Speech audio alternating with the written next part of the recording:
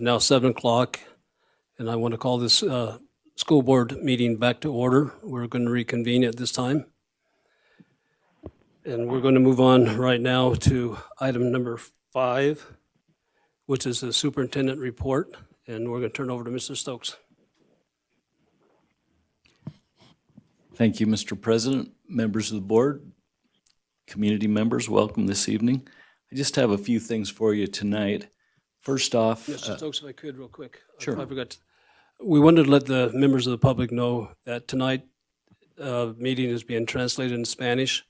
And for anybody who's interested, they can go to carsoncityschools.com, select school board, then go to school board meetings, and there's a place on there where you can tap, and then it'll translate it in Spanish. So I wanted to let everybody know that. Sorry about that. thank you, Mr. President. It has been our tradition in past years to recognize some of our students who have been recognized for various events and conditions, and we have some special guests with us tonight. I'd like to turn a little time over to Mrs. Ann Britt, who is our leadership advisor at Carson High School, and to also invite students that have been able to attend with her tonight. Thank you for having us. We're glad to be here. We're glad that we were able to have a Winterfest this year. We had some modified versions last year, but this year was our first real back to Winterfest, which was awesome. I have a few of the winners, the Royal Court here tonight, and let them introduce themselves and talk to you a little bit about their favorite part of Winterfest. And I'll let our senior talk about what she plans on doing after graduation. Hi, I'm Mac Chambers. My favorite part of the Winterfest week, I'm a junior, by the way, so I'm not going to tell you what I'm doing after high school. My favorite part about Winterfest week was Wacky Wednesday and having my friends Shanghai me in the morning. So yeah, it was a fun week.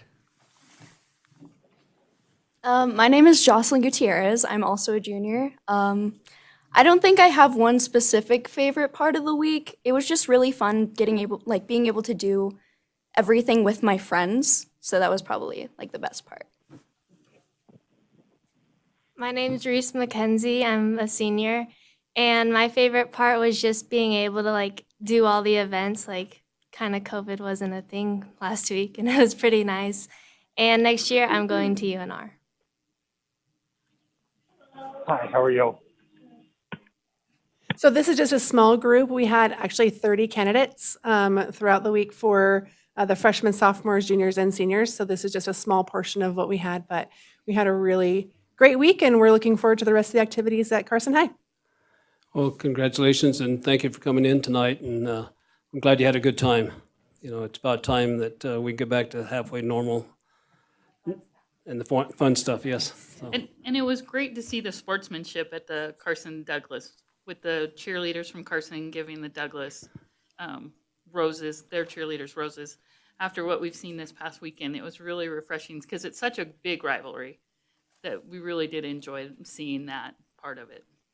Yeah, we've worked really hard to create a positive rivalry with Douglas High School, so we're really proud of that. It was a good game. Yeah. But thank you guys for coming. Thank you. Congratulations.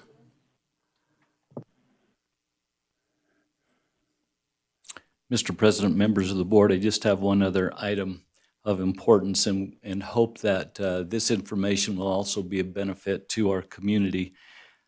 We put out a press release and some information earlier in the week, and this is something that we'll be making note of regularly in following meetings, just because we want to make sure that this information gets out to our community.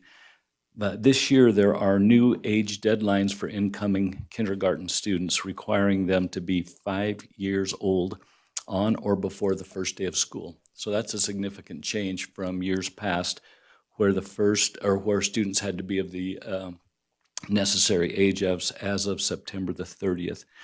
And this information will be helpful, especially as families enroll their kindergarten students and also update any of their information on our Infinite Campus student information system. So probably the easiest thing, if there are questions in the community, is just contact your home school. And you can always call my office if you need those telephone numbers, or you can find them on our webpage. And if you're not sure, if you're new to the area and are not sure if you live in a particular school zone or not, that information is also available on our webpage, which is www.carsoncityschools.com. And really all you need to have is your physical address, and our system will be able to help you locate a school zone. So if you would like additional information, I again invite you to contact my office, and we will help all we can. That's all I have tonight, Mr. President. Mr. Stokes, just a quick question. On the change in kindergarten age, that is not something our district is just doing. That is statewide changed at the legislative That's level? correct. That's a statewide change. Thank you, Mr. Stokes. We'll go ahead and move on to board reports. Do we have anybody from Carson City High School? Come on up.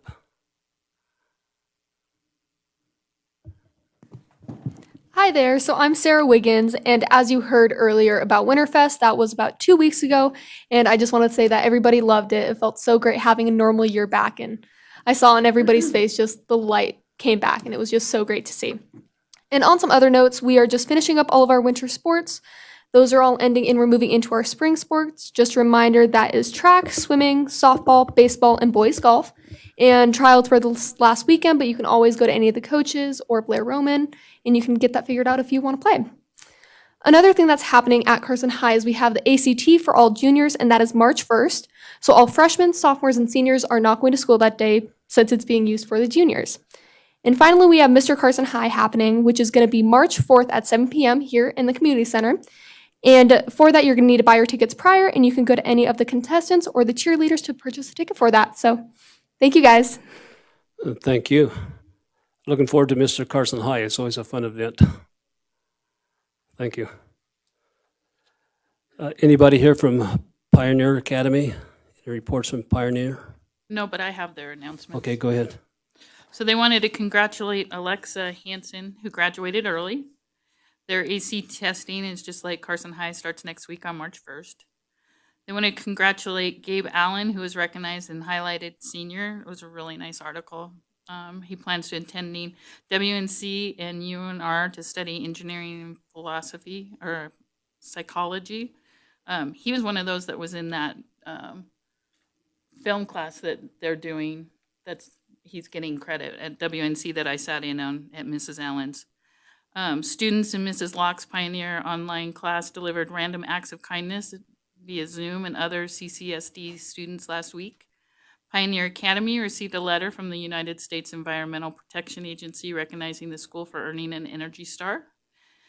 Congratulations to the Pioneer Junior class of 2023. They have earned the highest passing rate among all three cohorts.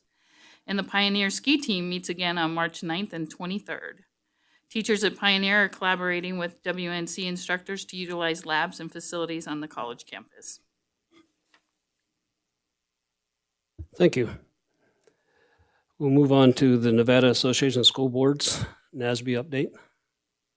So just a couple things. I know you got an email today about a upcoming training on March 12th. It'll be held in Washoe County. So if you are interested in attending that, please register.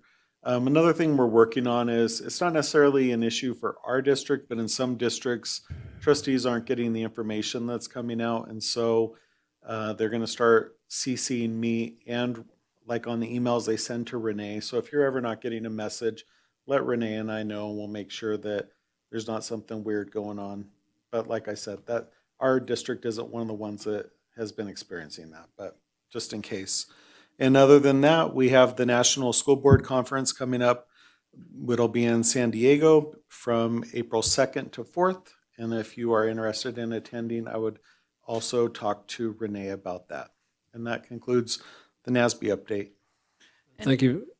And if you are going to go to the national, if you want to be a delegate to the National Assembly, that deadline's tomorrow, or be on the credentials or Sergeant at Arms Committee too. Those are available. And you can just email Deb. Good, thank you, guys. We'll do the association report and then we'll do board reports. Do we have any association reports? Seeing none. Stacy, we'll start with you for board reports. We have PAC region orientation Friday, 2 p.m. at Zoom. I'm doing that because I'm the former chairman. They just changed that for me. That was nice. And then I just wanted to thank Dr. Delphin for his service to the district. I know his last day was last week, and we want to wish him well in his new position as Superintendent in New Mexico, and we do thank him for what he's done. While he was here, he was always easy to get a hold of and answer questions, so we wish him the best. We all do, thank you. Mr. Walker? So just a few things from Mark Twain. Today they had a great day celebrating Tuesday. So Tuesday. So there were lots of tutus and double ties worn by teachers and students. They have completed their access testing, and Mrs. Clario would like to thank the ESL team and families who have supported and encouraged students to do their best and attend school to accomplish the testing window. And on Valentine's Day, the PTO had a jump-a-thon that went spectacularly.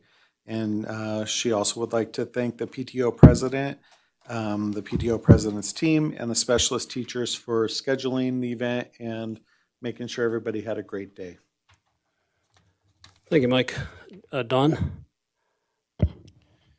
Dr. Lee Conley at Eagle Valley Middle School wants to congratulate his volleyball teams this year. They had a great year. 7th grade took 2nd place. And the staff versus the 8th grade volleyball game is scheduled for March 4th at 7 a.m. That might even be 7 p.m., but I think it's 7 p.m. All righty, that's my report. Thank you. Lupe? So from Silliger Elementary School, last week, they launched their first culture event or culture week. So they had families share recipes, music, and traditions of their culture. Next week, they will be celebrating Nevada Reading Week with fun activities, planning around the theme, Catch the Wave. And then next week, they will be preparing students, or testing rather students, who will be recommended to the GATE program. And I do have a report for, let's see, Carson High School. Give me 1 second. I think. Okay, so for Carson High School, their winter sports are a wrap, and they are pleased to let us know that they had 7 wrestlers who qualified for the state wrestling in Las Vegas. And they had 2 wrestlers who made it to finals, and those 2 wrestlers took 2nd place. Their names Lucas Wold and Anthony Garobo. So congratulations, and they're both sophomores. Spring sports are just around the corner with the track, baseball, softball, and boys golf. ACT is March 1st, as you heard earlier, for all the juniors, and they're asking the students to be at Carson High School by 7:30 with their ID, and they plan on testing 575 students. I believe, oh yes, there's another one. Carson High School is currently providing after-school boot camps in math, English, and science. ACT makeup testing is March 9th. And that concludes my report. Thank you very much. Laurel? For Fritch Elementary School, Mr. Brown would like to invite all of the Fritch families On Tuesday, March 1st, from 5:30 to 6:30, they are going to have fun STEAM activities related to Dr. Seuss. So it's always a fun celebration time for Reading Week coming up, too. Fremont Elementary School also celebrated Tuesday today, and they are gearing up for the Catch the Reading Wave starting in March as well. And they're going to have a Sand-sational week of dress-up days, sand as in wave as in sand, dress-up days, door decorating, and more. And if the students reach their goals, then Dr. Ward will dress up as SpongeBob SquarePants, and Mrs. Pryor will dress up as Patrick. So I'm looking forward to the pictures of that because I'm confident that the Fremont kids are going to be able to reach their goals that week. And so that concludes my report. Thank you. I want to see the pictures too. Joe, do you have a report tonight? I want to let everybody know that, had one. excuse me, Joe, real quick. Yeah, Joe Cassiopo is going to be joining us remotely, as you can tell. Joe, go ahead. Yeah, sorry. Can you hear me, Rich? Yeah, I can. Thank you. Yeah, first I wanted to apologize to everybody. I normally would be there, as I think you all know. I'm currently in New York City visiting my son who's away at college. And the timing just didn't work out for me. But I thought, obviously, this is very important to be involved in, and I did not want to miss it. So while it's 7 p.m. for all of you, it's 10 p.m. for all of me. So Stacy, I know you can understand this. I'm powering up. I did want to say just a couple of announcements. Stacy took care of the Pioneer announcements. I just want to remind all the students, seniors, and even juniors, start paying attention to the scoop that's available on the high school website and also in the guidance office for scholarship opportunities. Anybody who's interested in going to a university, to a trade school, the guidance office does a fantastic job of providing a variety of scholarship opportunities for students. And some scholarships are as little as a few $100. Some might pay for your entire tuition. And what I try to tell all students is don't ever think a scholarship's too small, because most of these scholarships maybe take you an hour or two to apply for, the smaller ones. And I don't know about you, but I don't make $400 an hour. So if you can get a $400 scholarship for an hour's worth of work, pay attention to what's available in the scoop, because there are a tremendous amount of opportunities for you. The other thing I wanted to mention was just a shout out to Sheila Story. Without going into details, I asked her for some information, and I felt like she dropped everything and got that to me. And I just wanted to thank her, honestly, from the bottom of my heart. She did not have to go out of her way to get me this information, and she did. So thank you, Sheila. And that concludes my report. Thank you, Joe. I do not have a report tonight. So we'll move on to item number 8, discussion and possible action per the Carson City Schools Foundation bylaws to approve an expenditure exceeding $10,000 to the WNC Jumpstart Program to pay for student textbooks for the 2021-2022 academic year. And this is for possible action. And we have Mr. Steve Reynolds and Casey Gillis. Thank you, guys.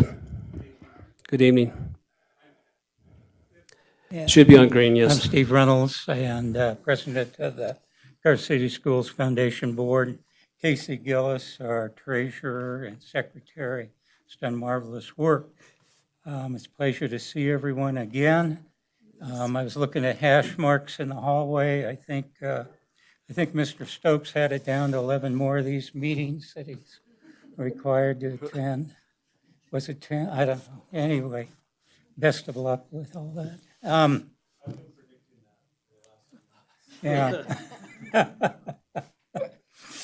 Anyway, the Carson Schools Foundation has had a few interesting years. We've accomplished a lot with grants and all.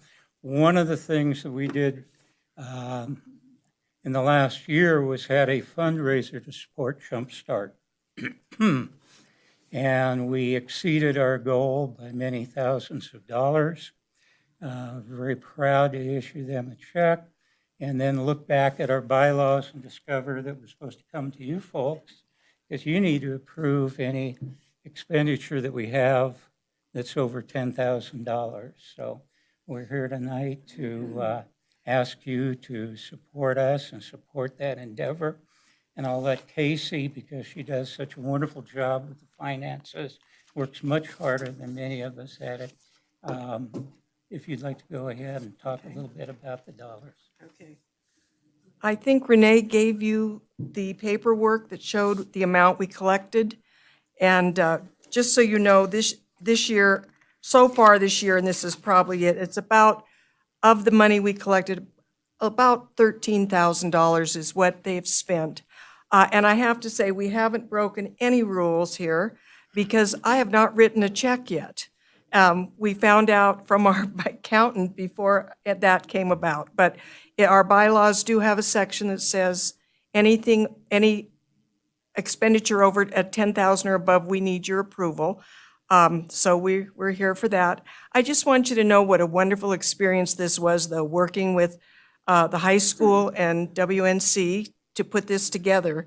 And then, just so you know, as I look at the amounts, when you look down at this, everything under 500 was probably a retired Carson City School employee. We reached out to the retired staff, and they came through just wonderfully. So just so you know that. And then every single student who received the help sent the foundation a handwritten thank you note explaining what it meant that, you know, they couldn't have continued with the Jump Start program had they not had this help with the materials and the textbooks. So it's been a great experience. We have voted to, they've come to us saying, would you consider doing it next year? Our board voted yes. We haven't done any details, but yes, we are going to do that. So maybe tonight we can ask for this year and next year at the same time for approval, and then save you a little of your precious time. So if there's any questions? I'll just say, Casey, I see our legal counsel shaking his head, so Don't do probably that. because of open meeting laws, we'll have to have you come back again. Okay, you get us again.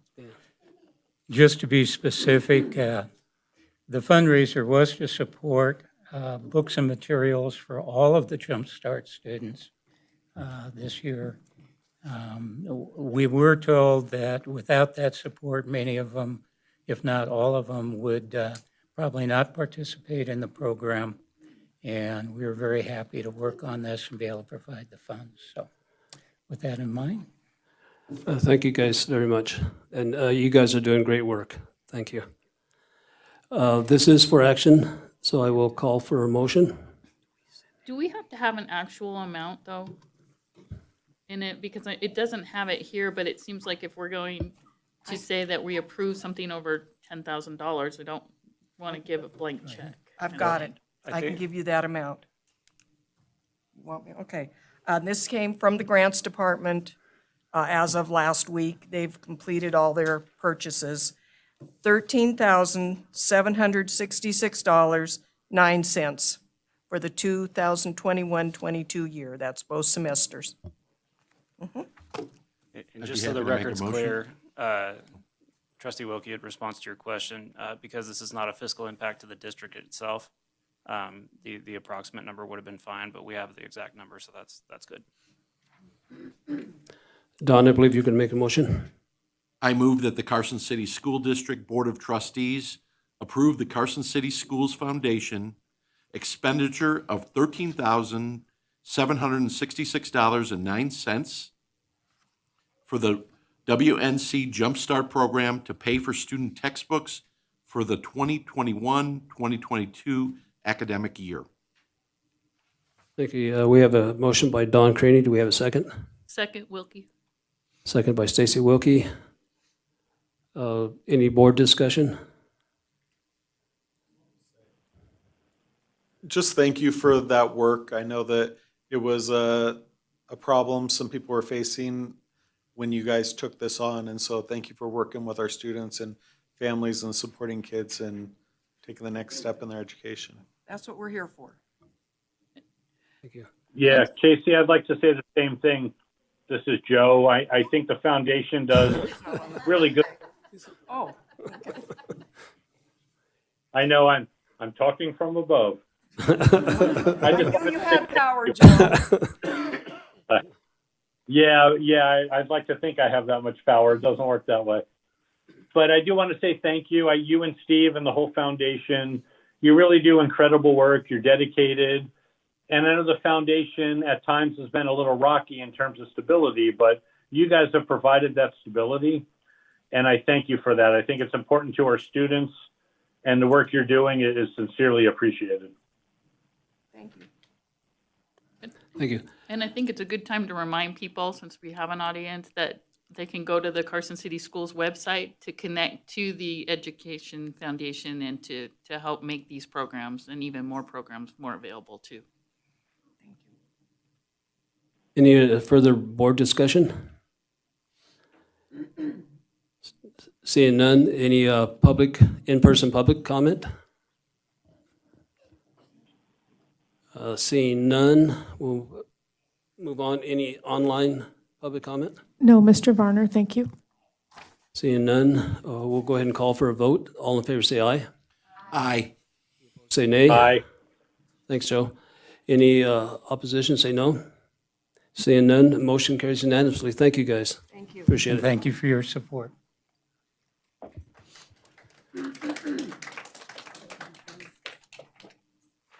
Now, we'll move on to item number 9, which is public comment.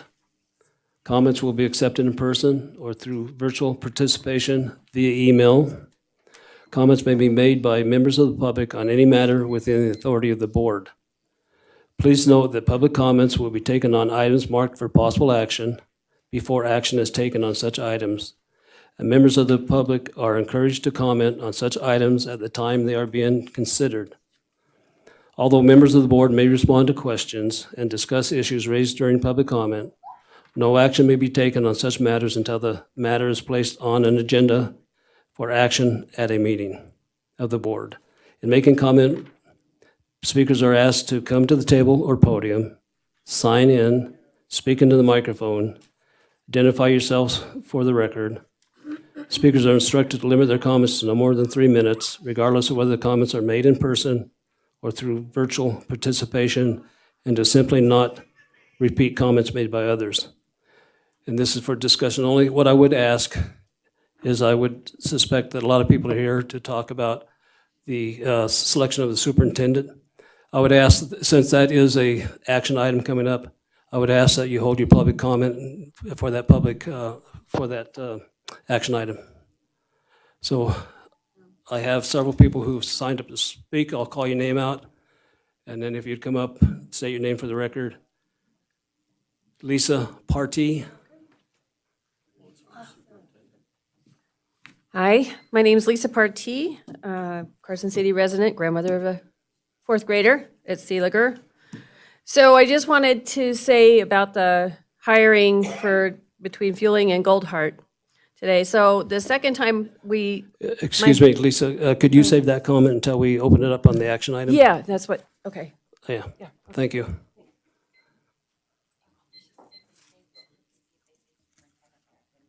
Okay, yeah, yeah. Sorry.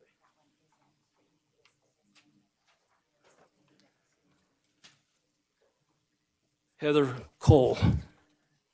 You gonna wait? Okay, thank you.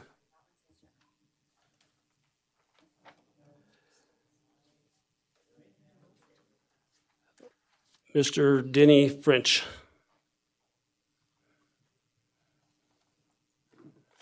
Hello, President and board members. I think it is, I can't get my gut across the board here. I think, is that better? Thank you. Denny French, Carson City, Nevada. I'm here today to ask for consideration of a book being added to your book list. The author is Costello J. Brown.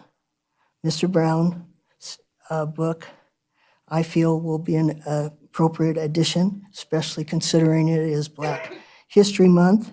This is a selection that I have wanted to add. The Descendants of a Foot Warmer. It really was very educational, not preachy, but eye-opening, and I think it would fit age levels from 8th grade on, and even younger if directions are given to instructors as to how to relate.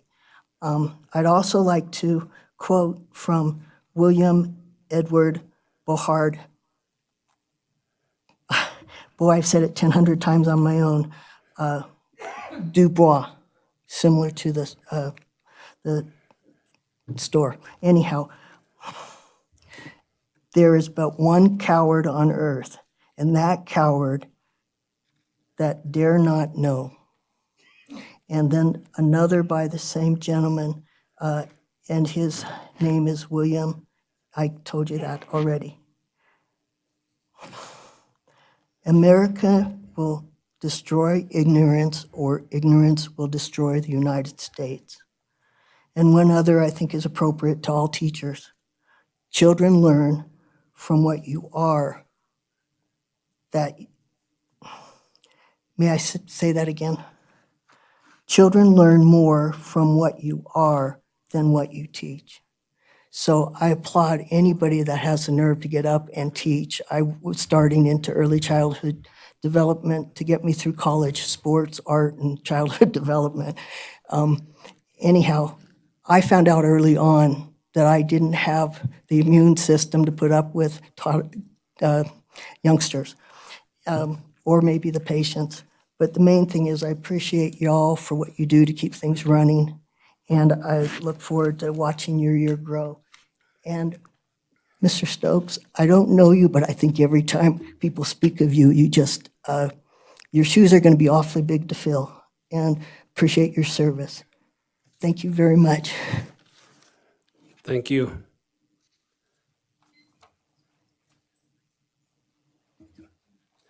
Barb Mathers. Okay, thank you. Marie King.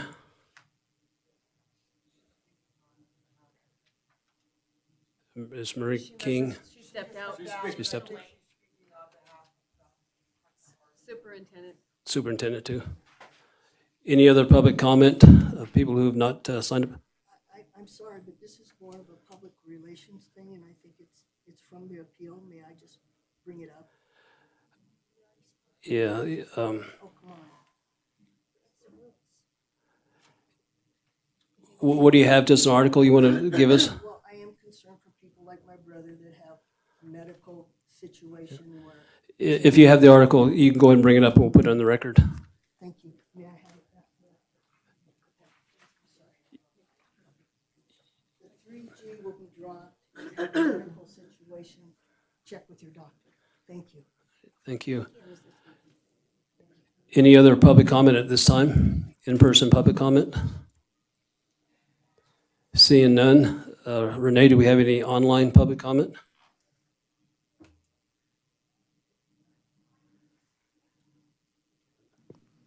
No, Mr. Varner, thank you. Thank you. Seeing none, we'll go ahead and close public comment at this time. And we're going to move on to item number 10. Discussion and possible action to offer the position of superintendent for the Carson City School District within the previously approved salary range effective July 1st, 2022. And this is for possible action. What I'm going to do is do a roll call, and we're going to start with Mr. Joe Cassiopo.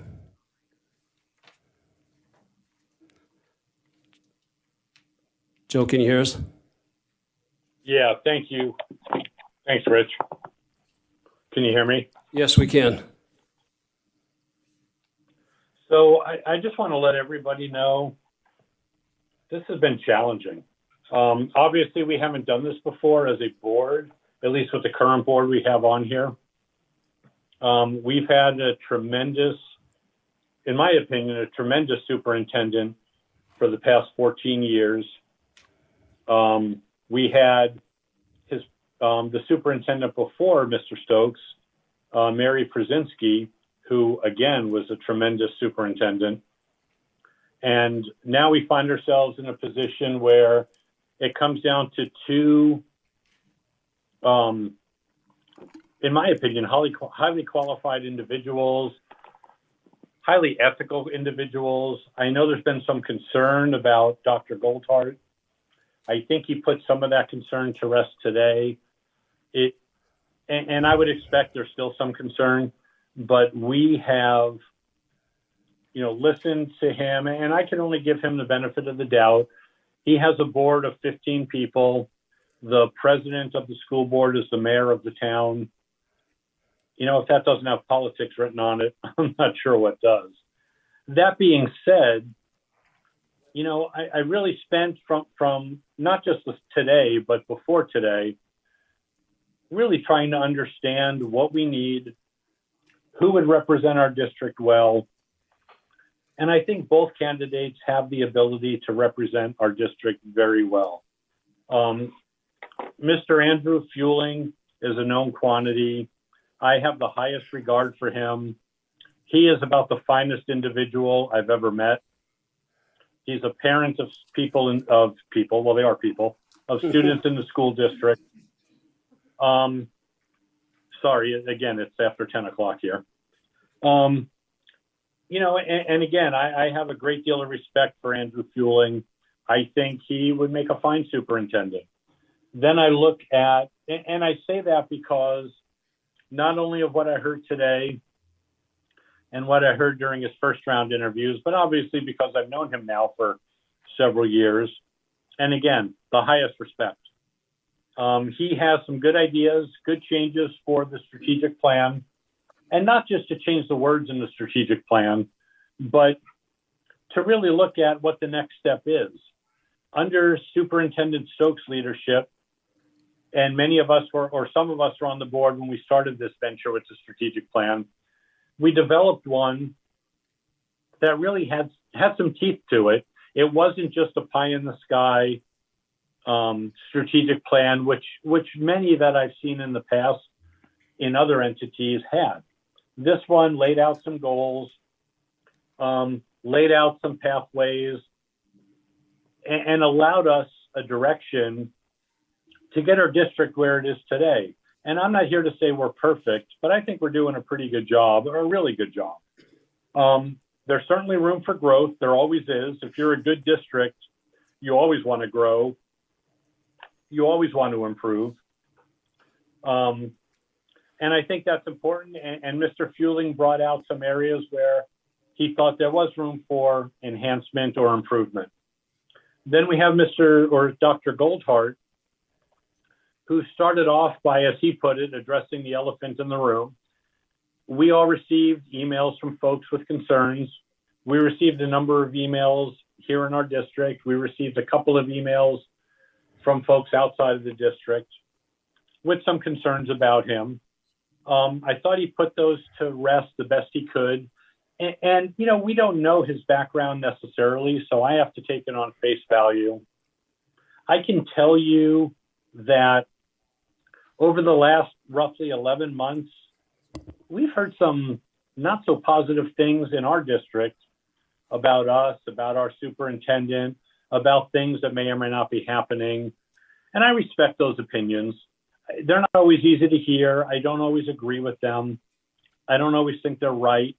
But sometimes, they have some good points, whoever's saying them, and that's important. So if I think about any of us, let's say, applying for a position somewhere else out of our district, I would expect that there could be some comments about us that might not be all in all so favorable.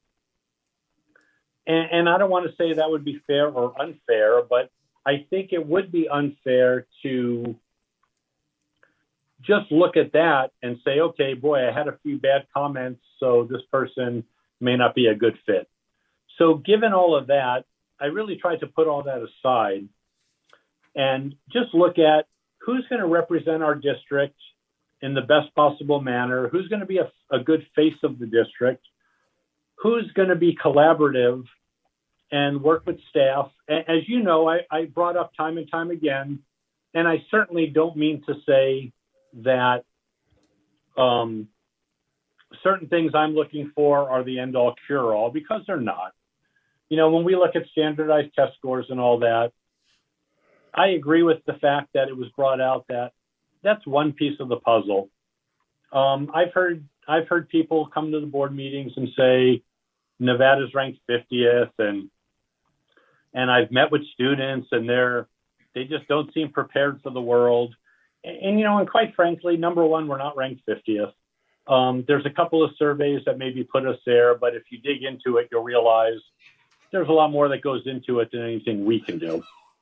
And I've spoken to at least as many people as anybody else, I would think, students, I should say.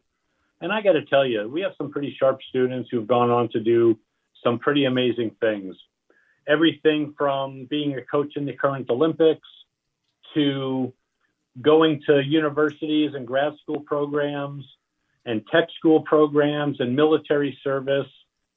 And I think our students get a very, very good education here.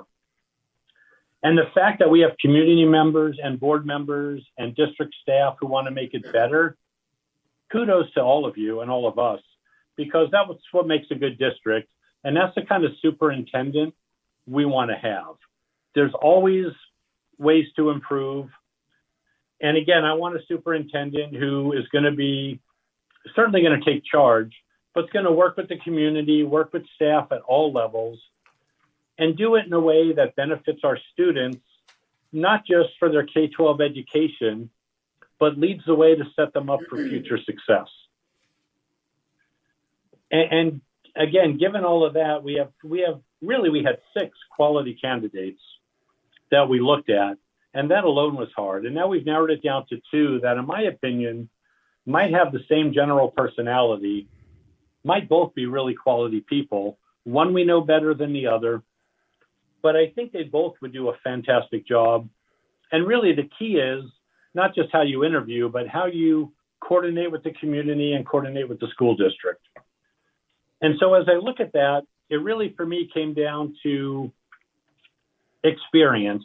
And Dr. Goldhart had a bit more experience than Mr. Fueling. And this doesn't take anything away from Mr. Fueling, because again, I think he would be exceptional. And if he wins the overall vote, I'll be fully supportive. And, you know, I would appreciate not only what he's done so far, but what he will do. But moving forward, just based on the fact that we have 2 high caliber people, I just had to lean towards experience, 1, because of the experience, and 2, because I always think in most cases, there's something to be learned that maybe we don't see internally. And so anyway, for that reason, it was very close, but I'm going to put in a vote for Mr. Goldhart, Dr. Goldhart. And I'm done rambling. Thank you, Joe. I appreciate it. We'll move on to Mrs. Crossman. Thanks, Richard.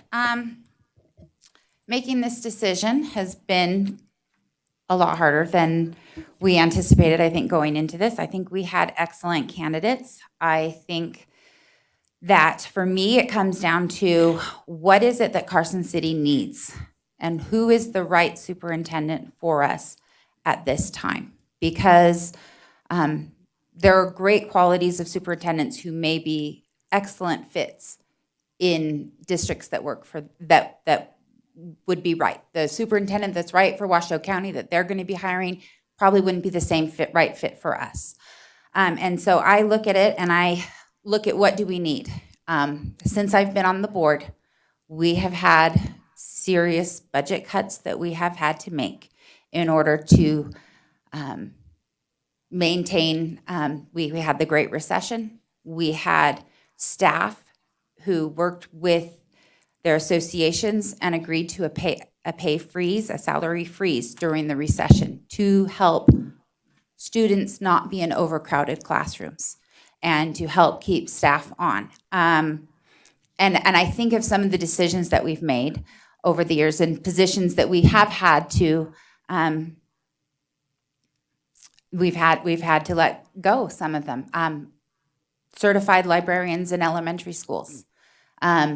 Wasn't paraprofessionals in kindergarten. Those weren't decisions that we made lightly, and we didn't make them because we thought this is going to improve student achievement. We made them because we thought this might impact student achievement less than some other cut. And those are tough decisions to make.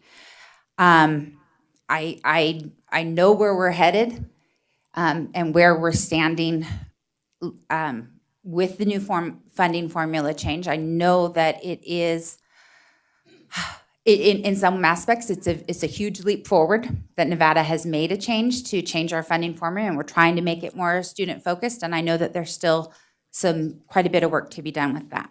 I think about both candidates today talked about how they want to, how important relationships are and building relationships of trust. And I look at it thinking we have a lot of trust, that our teachers have had our staff has had a rough couple of years. And I think we have already have a candidate who already has built relationships of trust within our district, within our staff, with our parents, with our community, and who has built relationships of trust at a state level among other superintendents, among other fiscal directors throughout the state, and among legislators in the state. And I think that gives such a leg up when we're starting to look at what we're going to do with the budgeting and how we can handle this hold harmless situation that's coming up. I think that strength cannot be undervalued at all. And so for me, I think the superintendent that Carson City needs now is Mr. Andrew Fueling. I think he does not have the superintendent experience, but he also has been in our district office and been involved with not only everything operational. He has relationships with the Planning Commission. He has relationships with our bonding contractor on how we can help build new schools. With our bond oversight committee. That type of experience. He does have teaching experience. He has volunteered and stepped in as a sub. He's been in the classroom. He has students in the classroom.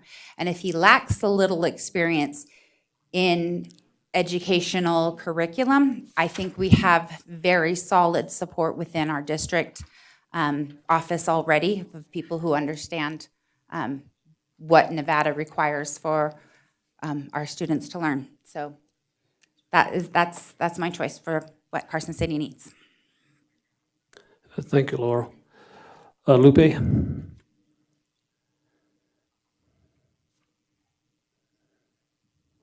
First of all, I'd like to start off by saying that when I became a school trustee, I recognized that this was a very huge responsibility I was taking on. With this assignment, I can honestly tell you that I have completely taken this very serious, and I've given all my best to assess the candidates that we have to choose from. I also believe that we have amazing candidates and that both can do an exceptional job. I did take under consideration the experience that both bring to this position. And I want to start off by saying that the candidate, Mr. Fueling, has a very strong wealth of knowledge in the financial piece. I commend him for that, and I have a lot of respect for him. I feel that our district is very fortunate to have such a strong individual handling that responsibility. I did, again, decide that my vote was going to go for Dr. Goldhart because of the experience that he brings to the district. And also, again, as I said it on my previous comments, recognizing what the community is asking for. They want to see that we are advancing or enhancing our level of education that we have in our district.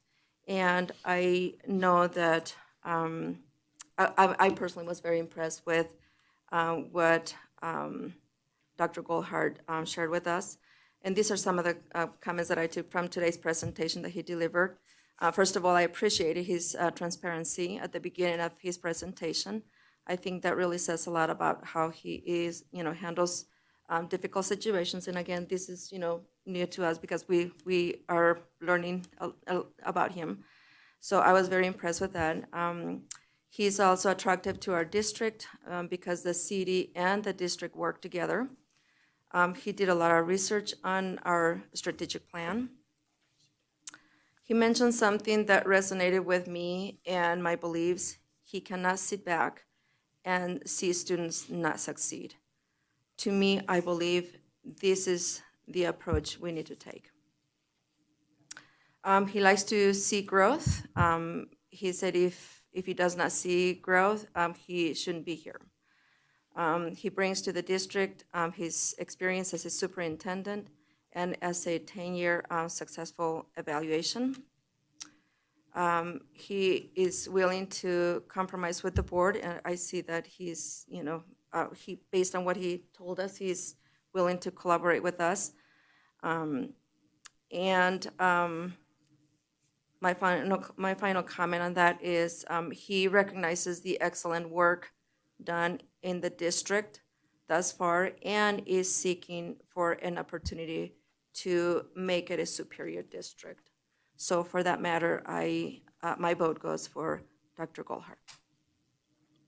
Thank you, Lupe. Don?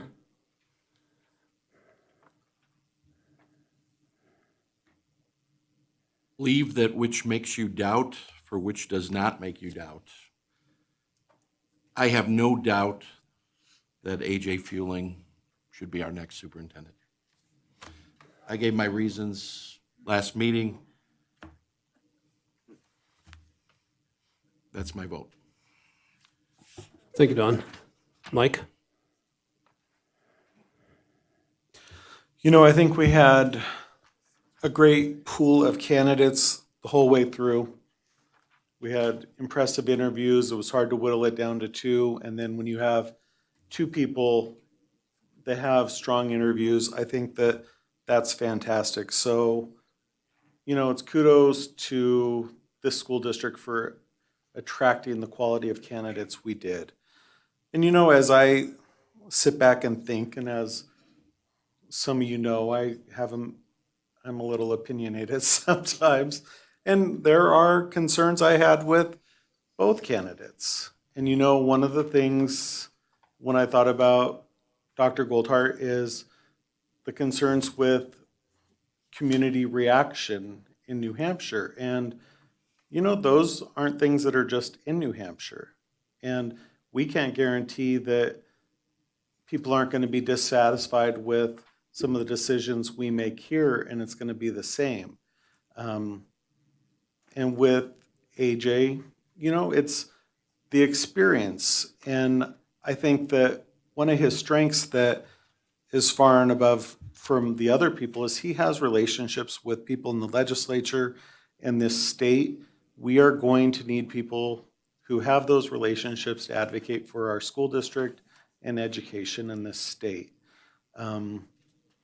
One of the things I ran into Mrs. Kima in the airport, gosh, this weekend, it feels like forever ago, and just talking about the decision we have to make. And, one of the things that's really reassuring that she told me is she said, whoever you guys pick, I'm going to get in contact with that person. I'm going to find out what supports they need, and I'm going to make sure that we support that person to be successful. And when we really look at it, AJ is somebody who not only has experience in this district, he has children who are attending school, he's invested in our community, and he's somebody who's going to grow into this position. And with our support and the fantastic people who work in this school district and this state, we're going to make sure that he is a very successful superintendent. And so I have, you know, I have respect for both of the candidates today, and I could see working with either one of them. But I think when it comes down to it, AJ is the person we need in this position. Please hold your comments. Thank you, Mike. You're welcome. Stacy?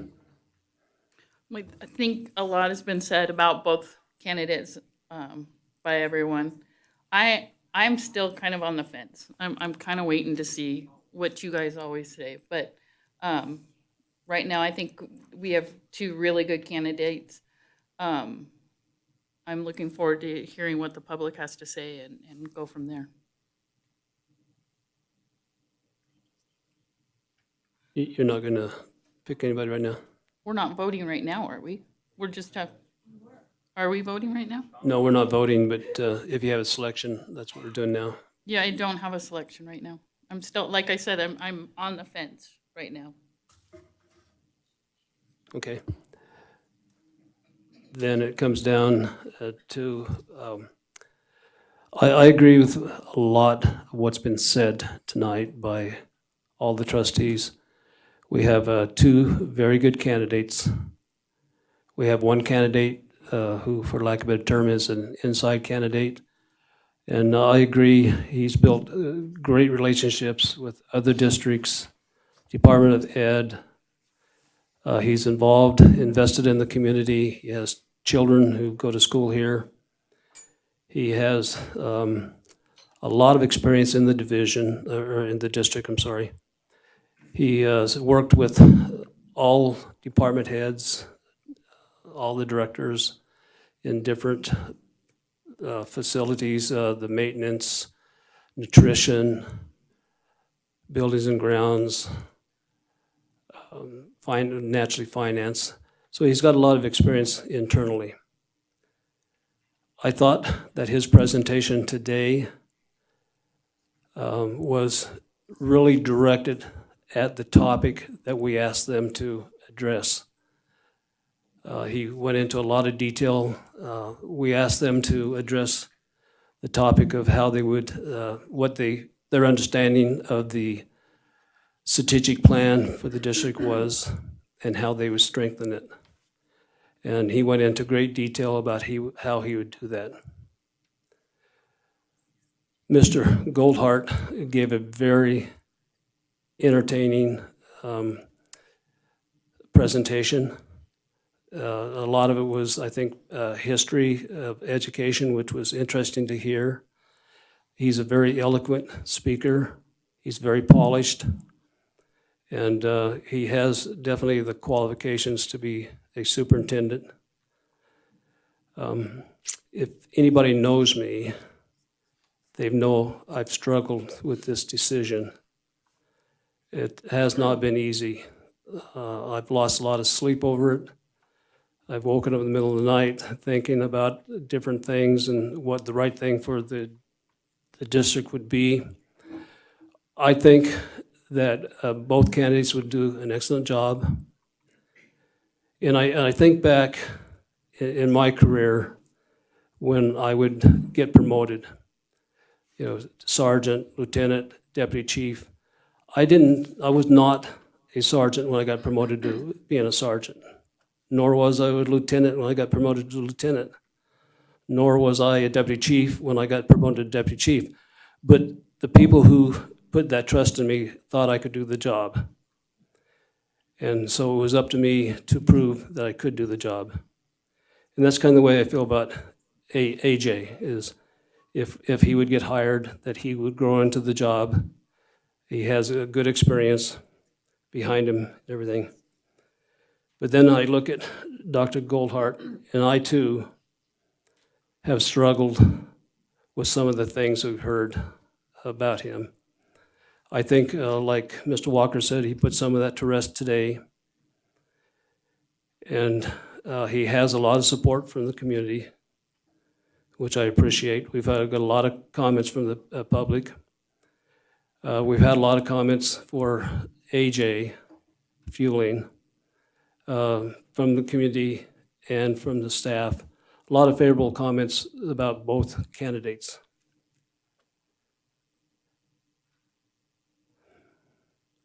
So I'm kind of like Stacy, you know, I'm still really torn about which way to go.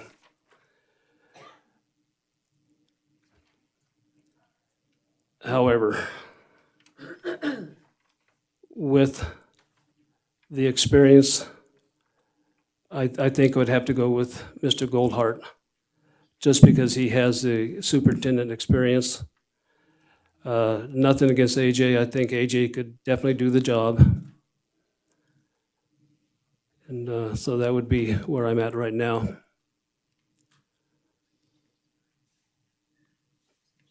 Now, what would, go ahead.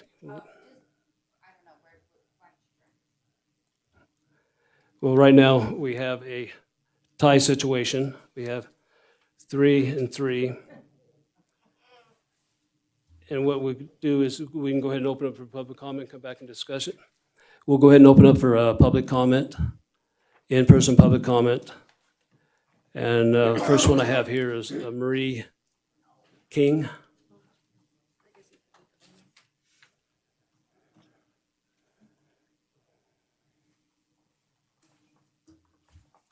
Hi, my name is Marie King. I moved up here in 1977. I had 2 of my kids graduated from Carson High. Of course, back then, they were actually taught. Today, they are not. And personally, I would go with Dr. Goldhart.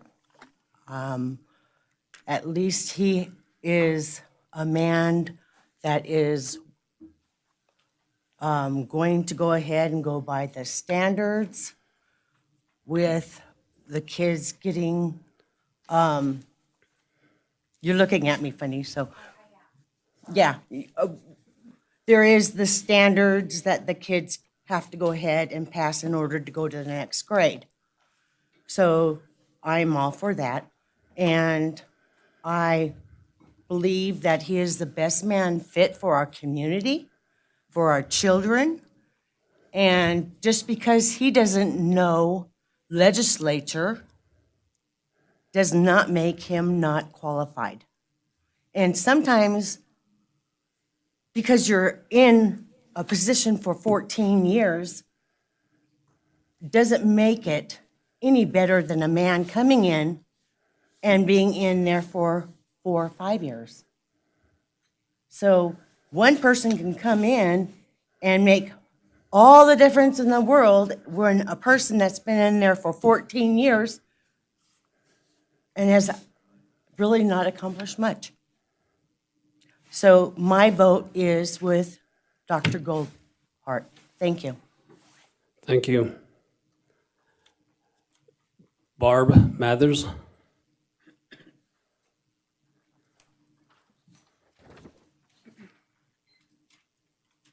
Barb Mathers, for the record.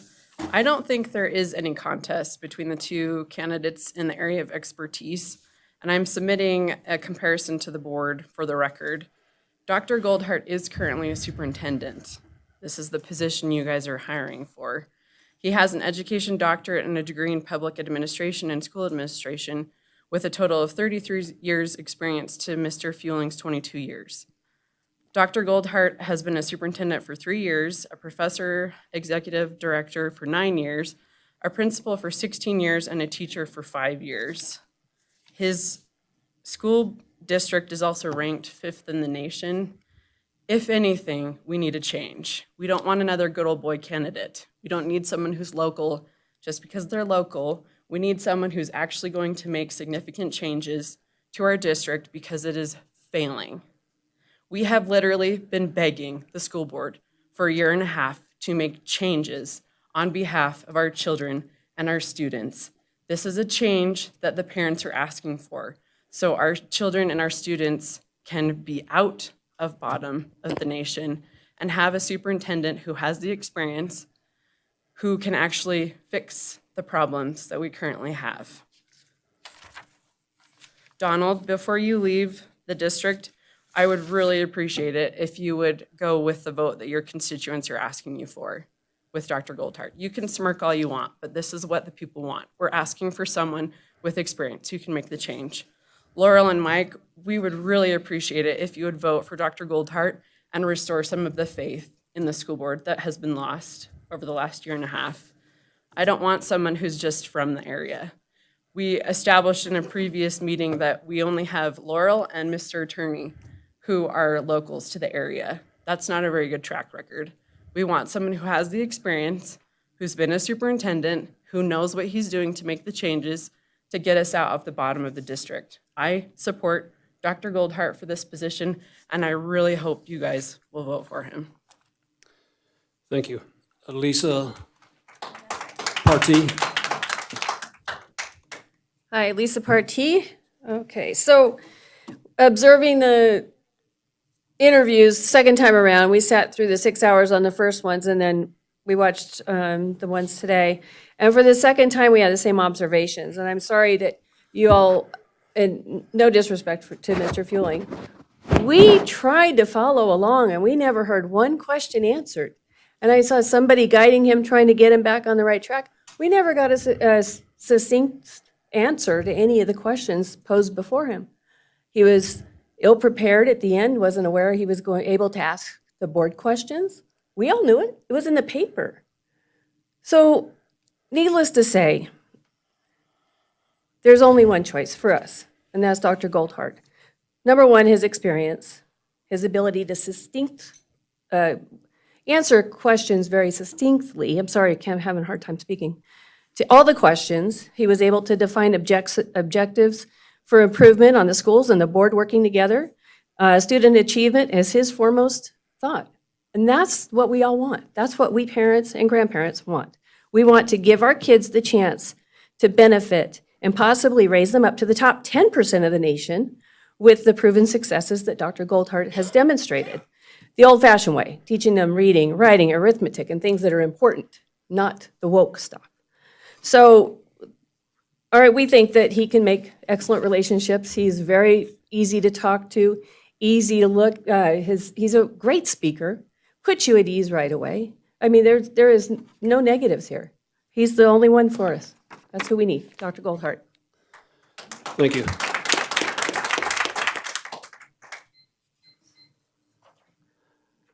Heather Cole.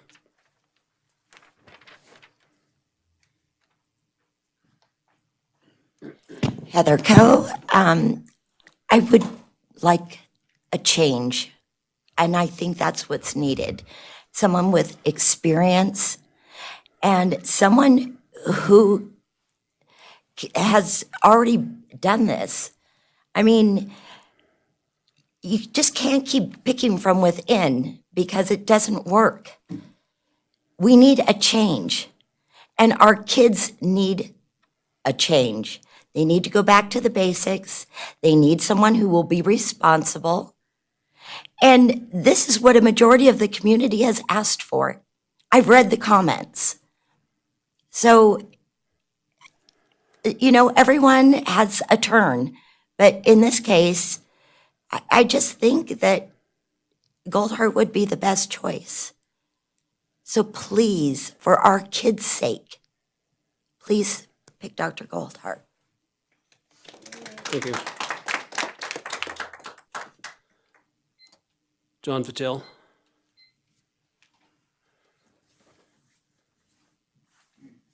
Hi, my name is John, and I've been in this community for a long time, and I'd like to say, first of all, thank you all for what you've been doing. It's a tough job serving on the school board.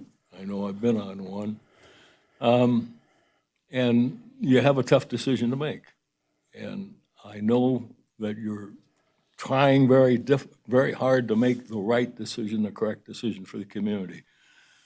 Let me throw out a couple of points that may not have been brought up. First of all, Mr. Fueling is exceptionally qualified in many ways. He has a lot of experience, a lot of great connections, which would be very helpful. But I don't believe if you don't choose him, he's going away. I think he will stay here, regardless of whether he's superintendent or not. If you bring in Dr. Goldfarb, you're bringing in someone who has a variety of experience in a completely different school district, a completely different part of the country, who has the ability to bring in what he knows and interject some new stuff into this community and in the school board, into the school system. And I think that would be extremely helpful. And I believe that Mr. Fueling is the kind of a person that would work well with Dr. Goldfarb, and perhaps Mr. Fueling would make an excellent superintendent after a few years serving in more or less a number 2 position. So I support Mr. Fueling, but I support Dr. Goldhart better. I think he would be a better choice because of what I just said. Thank you very much.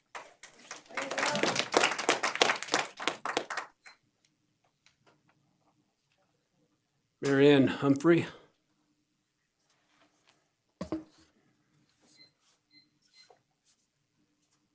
Okay. Good evening. My name is Mary Ann Humphrey, and I'm here also to speak on behalf of Dr. Goldhart. I think I'm basically a new resident here in Carson. We've been here 3 years, love it here. But I think it's time. I was really surprised to see that we're 28th in the state. We're the state capital, but the school district should be doing better. And why not bring in new, fresh blood and bring somebody with experience as a superintendent instead of having somebody grow into it? We need to get the school district and the kids. This is all for the kids, not for parents or grandparents. They need the best education they can possibly get, back to basics. And I think Dr. Goldhart would be the candidate to do this. There's nothing wrong with bringing in new blood and have them work together like the other gentleman just said. But I really believe that this is the direction. We need new people. We can't just keep going from within wherever we are. It's time to bring new people in and let them offer where they've been successful to make our kids successful. Thank you. Richard Nagel. Good evening. My name is Richard Nagel. Again, I'm for Dr. Goldhart. And I like the fact that he brings in fresh blood and fresh ideas. I think I listened to their interviews this morning, and it looked like Mr. Walker had to refocus AJ back on track on the ideas he was going off on. And I also thought that it looked like the way that people like him is because he really doesn't have a firm belief in much of anything. He started off saying that school test scores is how we measure ourselves, and they're our yardstick. And then at the end, he said they don't create a holistic student or a holistic person. So it's like I never got an answer for any of the questions. I mean, I didn't see him standing for something, okay? And if I can't really see him standing for something, I can't see him standing for Carson City. But also, again, I think, he has relationships, they say, but, when he's with the governance finance for our students and stuff, it didn't really pay us off much, okay? I think we really need to bring Dr. Goldhart in to help us move forward. And also, again, he has a lot of experience, a lot of things behind him. He could mentor AJ and have a succession planning where that, we could just hand the reins and say, hey, I think he's ready. But at this point in time, I don't think he's ready for prime time. And I really think you should consider Dr. Goldhart on those things. Because again, we don't have any succession planning at this point in time. And it'd be really nice to have something like that. Thank you. Thank you. I don't have any more sign-up sheets here, but any other public comment, just come forward, state your name for the record, please. Good evening. I'm Joy Trushinsky. I just want to say that I support Dr. Goldhart. I think Dr. Goldhart has the best qualifications of all the candidates. He seems very personable, and kind. We need a change. We need improvement. I think Dr. Goldhart can make the difference. Thank you very much. That was short and sweet. God bless you all. Thank you. Any other public comment?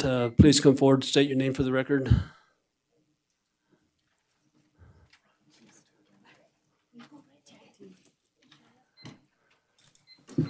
All right, my name is Charlotte Stewart, and I would like to say I'm a parent. I'm a taxpayer in this district. I would like the opportunity, I'm homeschooling my daughter this year because of the prior things that happened, but that doesn't mean that I wouldn't like the opportunity to still have a place for my children to go to school and feel good about it.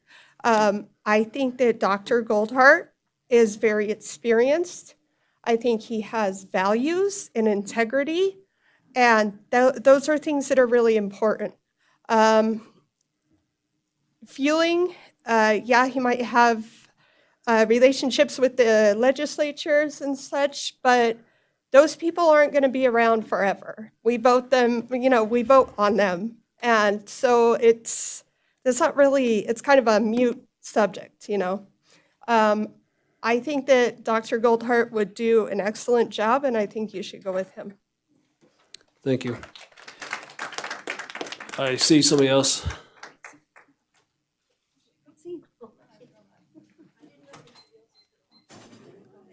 Maxine. I don't have to introduce myself, okay. I'm Maxine Bradshaw, and I ditto everything everyone has said about Dr. Goldhart. We've looked at his resume, listened to his interviews, and I think it's an amazing opportunity for this community and the people in it. He has a lot of the skills that we do need as far as partnering with the community. He's a man that goes out and meets the people in all areas. He stated that in his interview. I feel that his vast experience, he cares about every different level of child. There are children that might need special assistance. He believes in the individual learning of each child, and he stated that. He's been part of programs that provide that. It's just an overwhelming example of vast experience in so many areas. And I think that he partners with the community, he would partner with the teachers, but we really do need a change. Seriously need a change. We've come to these board meetings, and I think a lot of it has to do with trust. We've lost a lot of trust in our boards. I just went to the Washoe County Commissioners meeting today, sat for 6-7 hours. It's important that when the public speaks to the people and the boards and the ones that are sitting in those seats of authority, that please communicate with us. Let us feel that we can trust you in what you're doing. When we speak, it is from the heart, and it's because we care. We all love our kids, we love our grandkids, we love our community, and we're saying it because we really feel that this is the very best choice for this job, for this community, for the people in it. That's Dr. Goldhart. Thank you.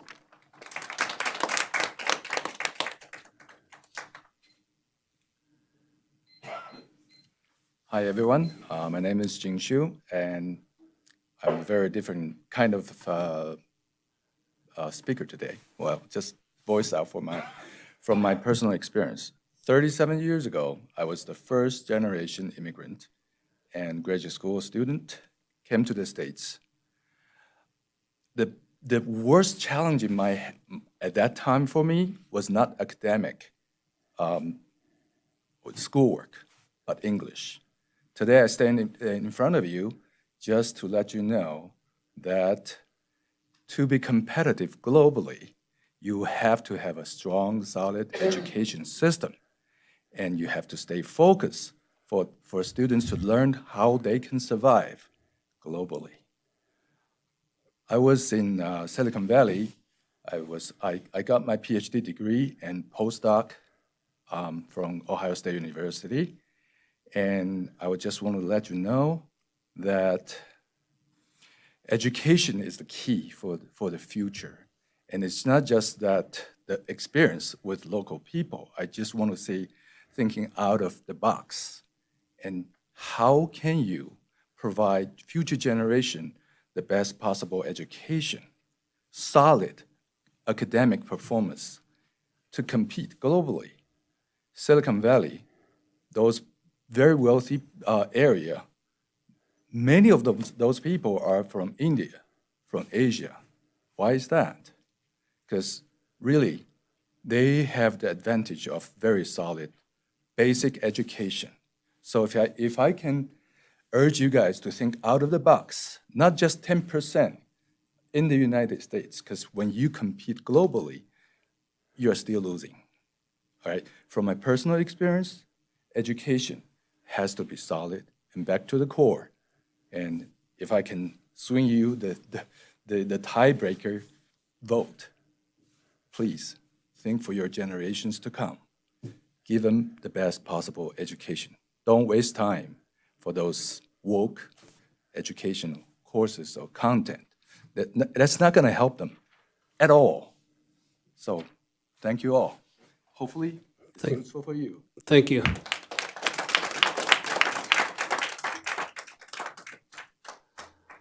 Please state your name for the record. Christine Sylvester, for the record. We are in an amazing position. Having watched the interviews, this is where you want to be when you're hiring somebody, having a difficult decision to make. Both interviewed really well. It's important to be ethical within your hiring process, and give each candidate equal opportunities. Mr. Fueling has had the opportunity to build relationships, and that is important. But when we compare his performance in his interviews, he did not compare with Dr. Goldhart. Strictly from interviewing and answering the questions and speaking, he did not perform at the same level. And by choosing Dr. Goldhart, we get to keep Mr. Fueling in his position, making good financial decisions for our district, as opposed to creating another hole that we get to fill. We are in a great position to make a good choice.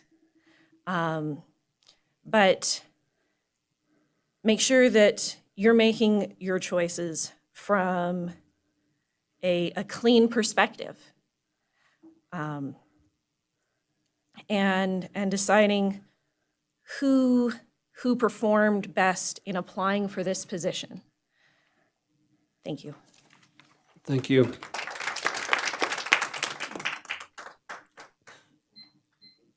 Please state your name for the record. Jason Tingle, father of 4, Carson City. So glad to see all of your faces. See everybody smiling. A couple things real quick to note. I tried getting a hold of both the candidates, and it was a little disturbing, not just a simple phone call and an email back.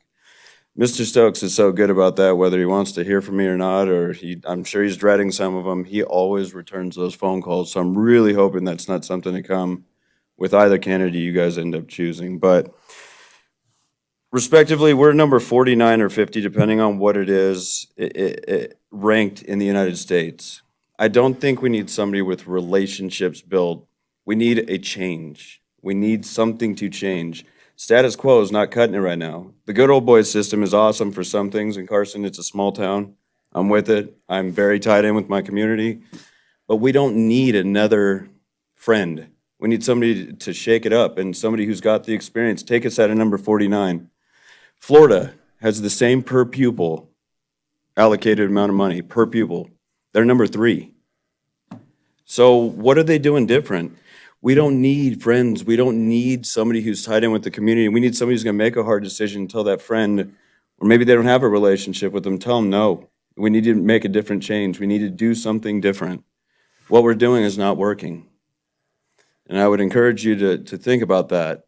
You know, I know it's a tough decision. I get it. I'm all about keeping people who are in the system, but we don't need that right now. We need somebody who's going to change all of this. I keep thinking, well, I'm not going to go down that road right now.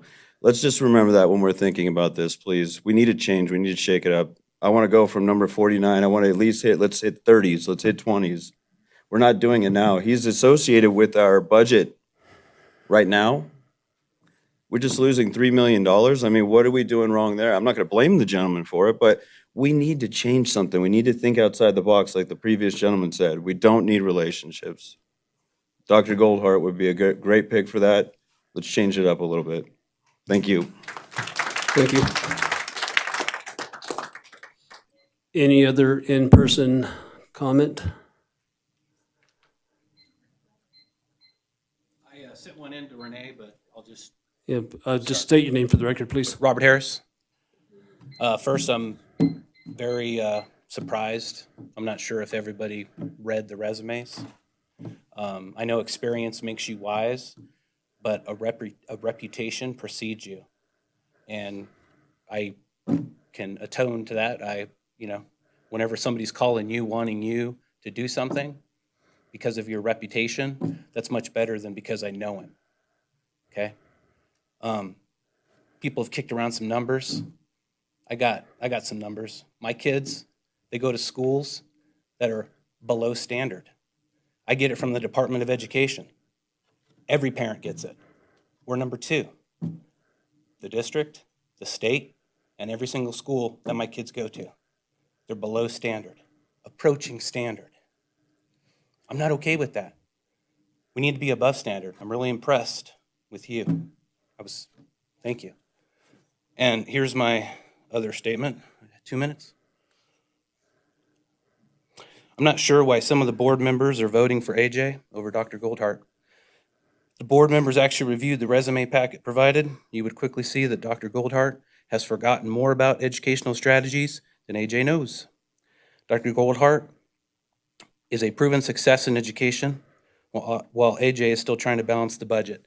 I get it with the $3 million, but between the Sears 3 and the marijuana money, it's been made whole. We get $11,700 per kid. That's plenty of money. It's obvious who is qualified and who is not. It's also obvious who on the board has checked out and who is engaged in the hiring process.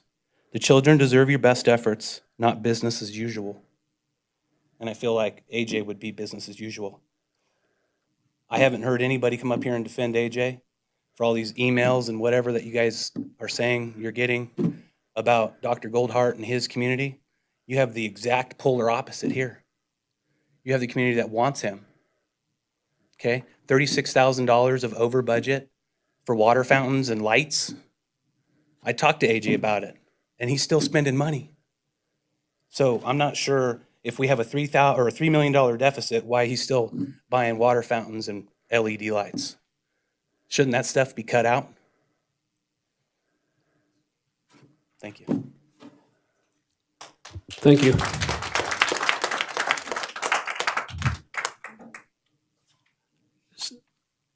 State your name for the record, please. Good evening, Mr. President Varner, trustees. I am Brian Wallace, president of OCEA, which represents 80% of the certified staff and teachers in the Carson City School District. As President Varner stated, none of us are ready for positions that we promoted into throughout our careers. As a veteran myself, I experienced the same uneasiness each time I was promoted, changing grade levels within this school district or even subject areas. All of our teachers and administrators have been through this at some point in their careers and will continue to experience this as they grow. The lack of experience has always been a double-edged sword in education. We all desire experience for our students, but how does one gain experience if it is denied? Or worse, if it is constantly denied? Our district promotes teachers to elementary vice principals and to secondary deans without administration experience, yet we thrive. Our district promotes site administrators and certified staff to district office positions without that experience, yet we thrive. The district should take the same chance on Mr. Fueling, and we will continue to thrive. It is one position. It is the rest of us who will affect change with that guidance. We're all aware that Mr. Fueling has those relationships with members of the Nevada legislature. While we can debate forever about what those mean, we are facing that freeze and squeeze. NSCA was correct and has been spot on with their numbers, and Mr. Fueling has seen those same numbers when looking at our current budget situation.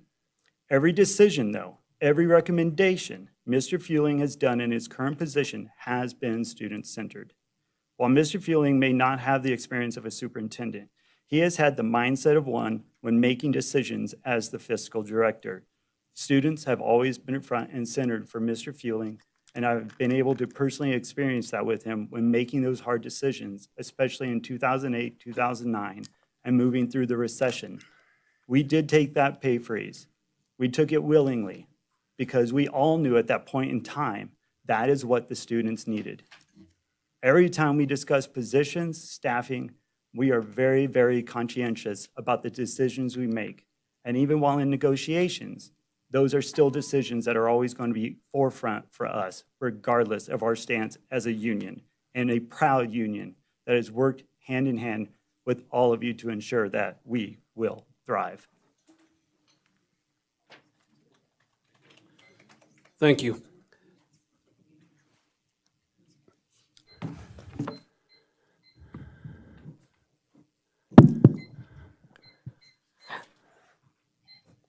Pepsi Strasburg, the previous gentleman said that we should take a chance, but we don't have to. We only need to take a chance when we don't have another option. We do have another option today, and that is Dr. Goldhart. Trustee Varner was correct that A.J. Fueling did a great job on the strategic plan. He did the huge work for the PLC, but he knew that this was an interview, and the interview was for the CEO of this organization. He should have shown us that he was a visionary, a risk taker, and a change agent. He did not. He followed exactly what Superintendent Stokes wrote in his reference for him. He's a doer, and he proved it today. Trustee Wilkie said that you don't have any experience as to evaluate the principals, and he said that he would defer to a team. The buck stops with the superintendent. To say that the person who develops the curriculum is the same person who will evaluate the implementation is incorrect. I have been in finance for over 30 years, and there is a word called segregation of duties. The person who creates the curriculum should not be the evaluator, and that's what he suggested today. When Trustee Walker asked, why are you the best candidate? He said, I may not be the best candidate. Who does that in an interview? Really, I do agree that he is not. He can be, and which is what I said at the last time, that he has the opportunity to learn from a person who is more experienced. And I've sent you all the matrix of their experience. We're not talking about a small difference. We're talking about a large difference. So for the people, I don't have any children in this community, in this district, but I have skin in the game. I want responsible residents of Carson City. I want talent and responsibility in our future generation. And that's why I've been here for the last year talking to all of you. Okay? So please, please be objective and not rely on what feels good. Please do an objective decision of hiring the best for our school children. Thank you. Thank you. Do we have any other in-person comment? Just state your name for the record. Good evening. My name is Leanne Sarum, and I am with you and most of you how difficult this decision has been, or has been for you guys and also for the community. I first want to thank you guys for the process. I think that the openness and the transparency that has been done with this, we've seen so many other school boards across the nation that have had tremendous issues with community, and I think you guys have tried to invite the community into this process, and I applaud you and I say thank you. First, I honestly think we are a very lucky district to have the quality of the two candidates for the finalists.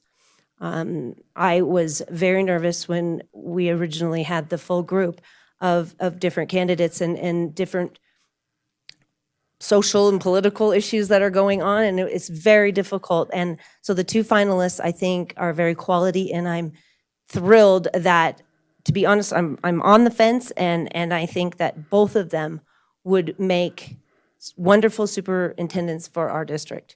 But one last thing that I wanna leave is that even if we have change or not change, no matter what, I think we all need to come together and support the new superintendent. And I would want all of us to continue to not be just involved and working during this process of selection, but also stay involved and continue to expand the involvement of parents and community and the board and the superintendent working together for years to come. You know, we all get really excited and all motivated to get involved when these decisions are coming, then we make the decision and we walk away. And so that's one challenge I want to make to our community, to the people that are here, and to myself that has had 3 children. I'm a product of the Carson City School District, and I raised 3 children through it, and now my grandkids are gonna be here as well. Generational, wonderful, talented students that have come out of Carson City School District, and I don't think we're as low as everybody, all the numbers want to show. I truly don't, because I know the students that have come out, I know the students and these great kids that are in our district right now.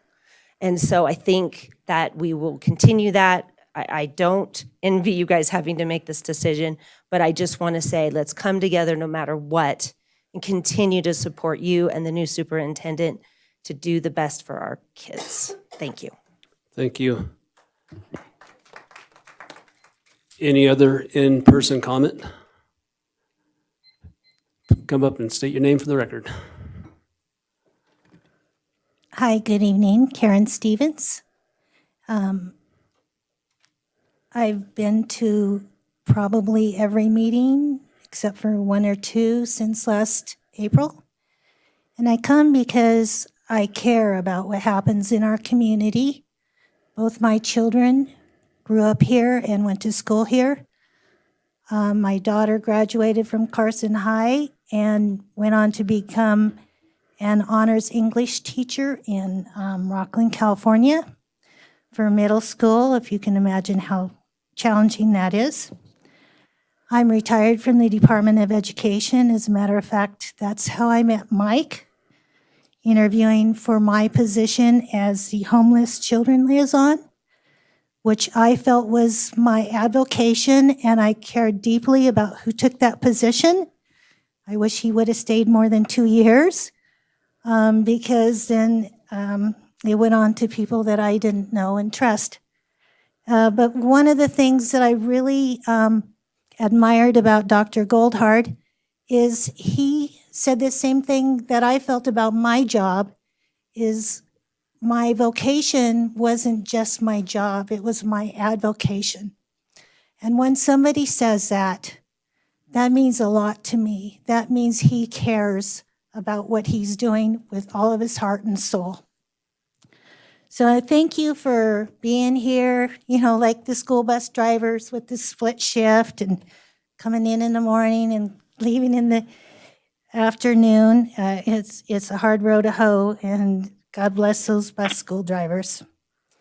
But just one last thought I'd like to say is Dr. Goldhart's leadership experience, commitment to building trusting relationships with all the stakeholders he spoke about, and his commitments to ensuring all students have a high-quality education that prepares them with 21st century skills to be successful people make Dr.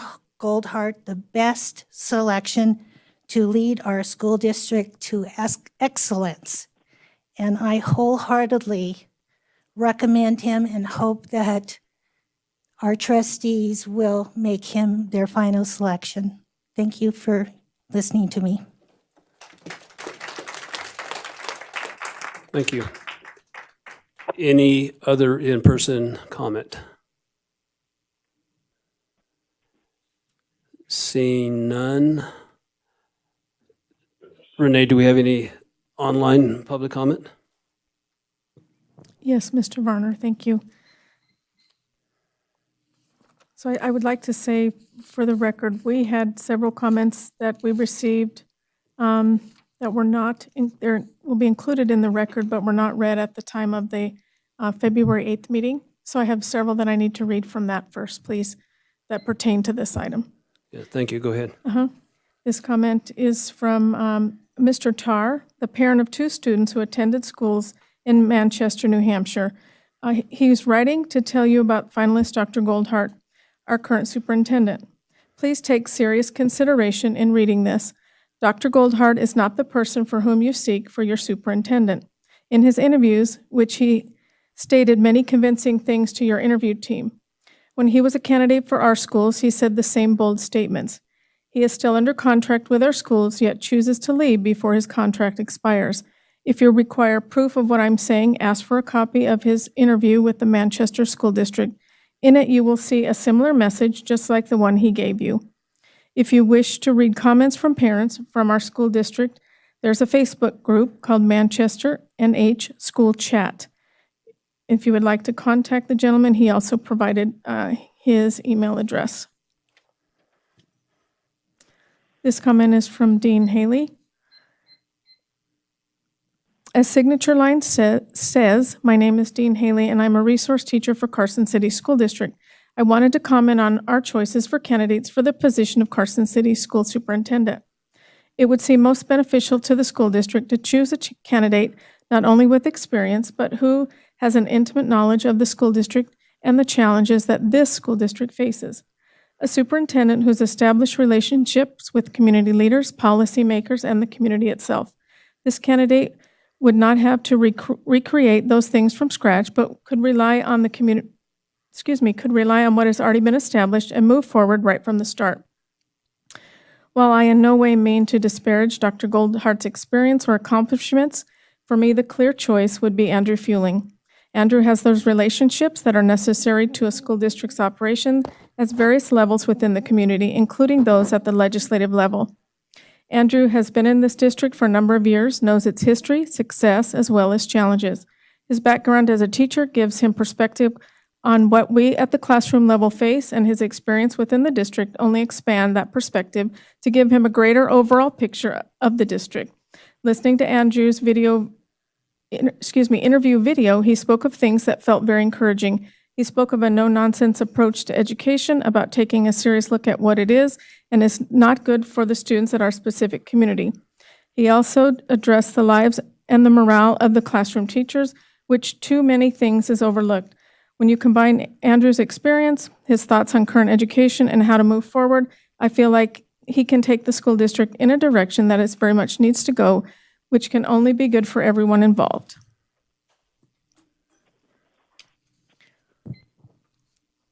This comment is from a concerned citizen. Nevada has ranked poorly in education, 30th or less, for several years in a row. My fellow educators and I sit around scratching our heads, wondering why these results can be so consistent when we work so tirelessly to make it not so.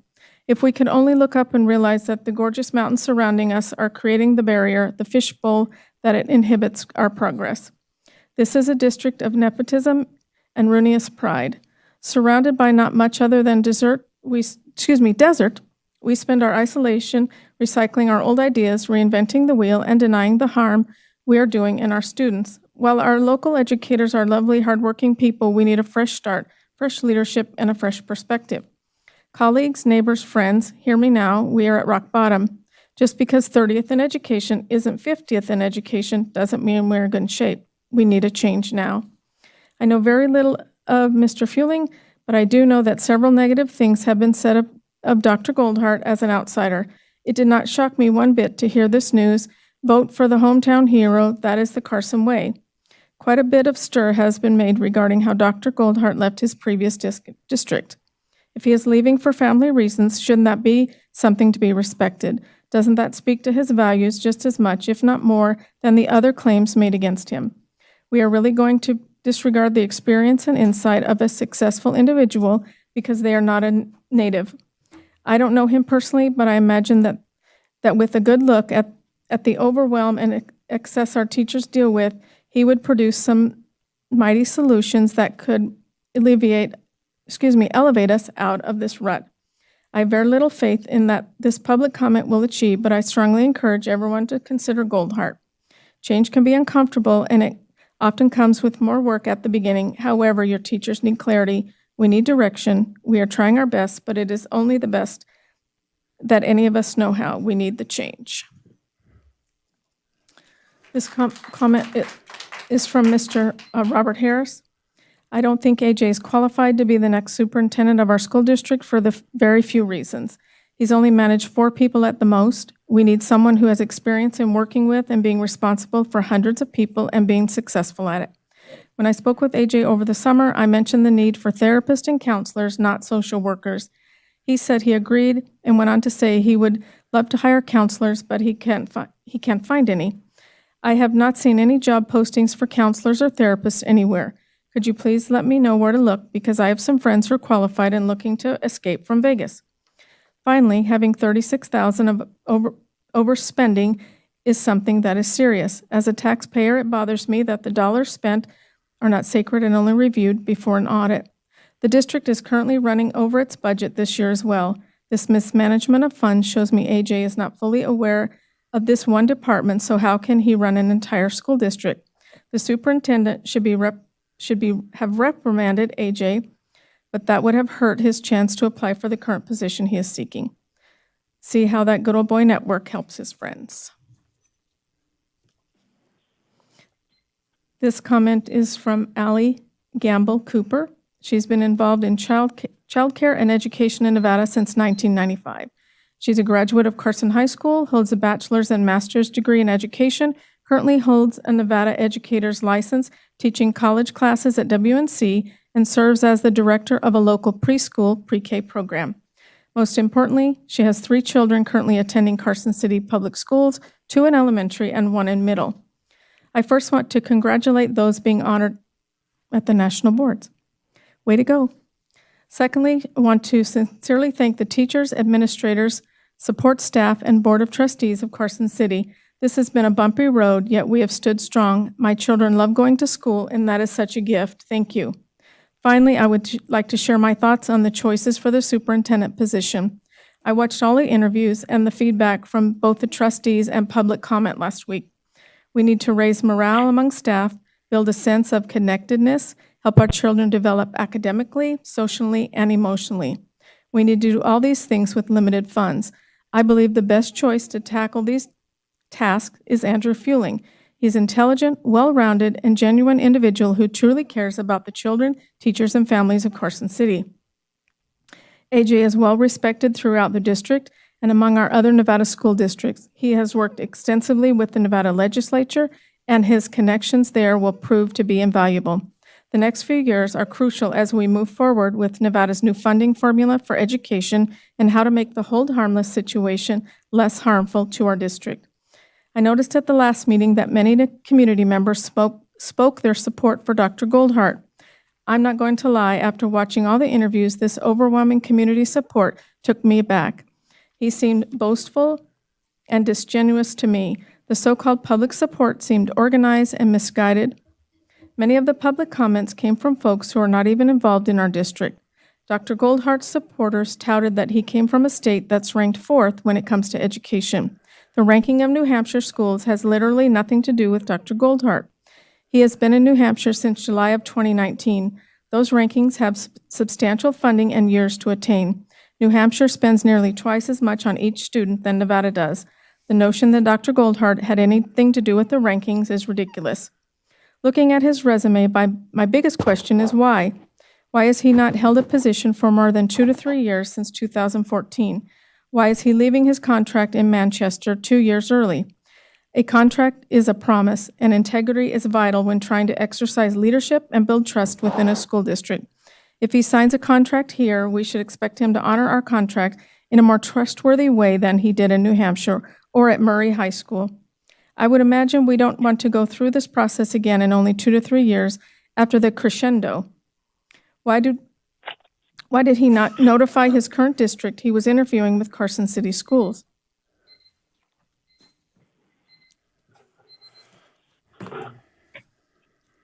Mr. Varner, that's the comments that I had from February 8th, and these are the comments received then, currently. This comment is from Fawn Lewis, counselor at Carson High School. She finds it disheartening that the Carson City School Board did not fully research Dr. Goldhart's performance in Utah and New Hampshire. His disregard and disrespect shown to staff members is telling. He has also shown that he tends to move from job to job. In the past 5 years alone, he has moved from Utah to New Hampshire and now is thinking of relocating to Nevada. Is the school board going to approve buying out his contract? Coming to Nevada to be close to his granddaughter does not address the needs of the Carson City School District. We need an innovator, someone who can communicate effectively with the legislator because of budget issues. We need a leader who respects the staff at Carson City School District and demonstrates his support to all staff members, not just the board. We need someone who can recognize the value, needs, and communicate with our diverse population. Dr. Goldhart's history does not support what Carson City needs to continue to be a leader in education. This comment is from Ananda Campbell. Ms. Campbell submits her support for Dr. Fueling as superintendent. Aside from his experience in district leadership and expertise with finance and budget, he's committed to the district and Carson City. He's raising his children here and has become a fully engaged community member. He is well-versed in district policy and procedure, knows the staff, is aware of areas of strength and areas to focus for improvement. His background and institutional knowledge gives him the edge to move forward with fresh insight, seeking collaboration with already known community stakeholders. Our district is a tight community. He maintained his commitments through the unique challenges brought forth during the pandemic, including stepping in as a support and instructing the AP macroeconomics class. Mr. Fueling has demonstrated his commitment to the district, and he is a solid choice as superintendent. The questions I raise about Dr. Goldhart are concerning the exact areas Mr. Fueling excels. Commitment.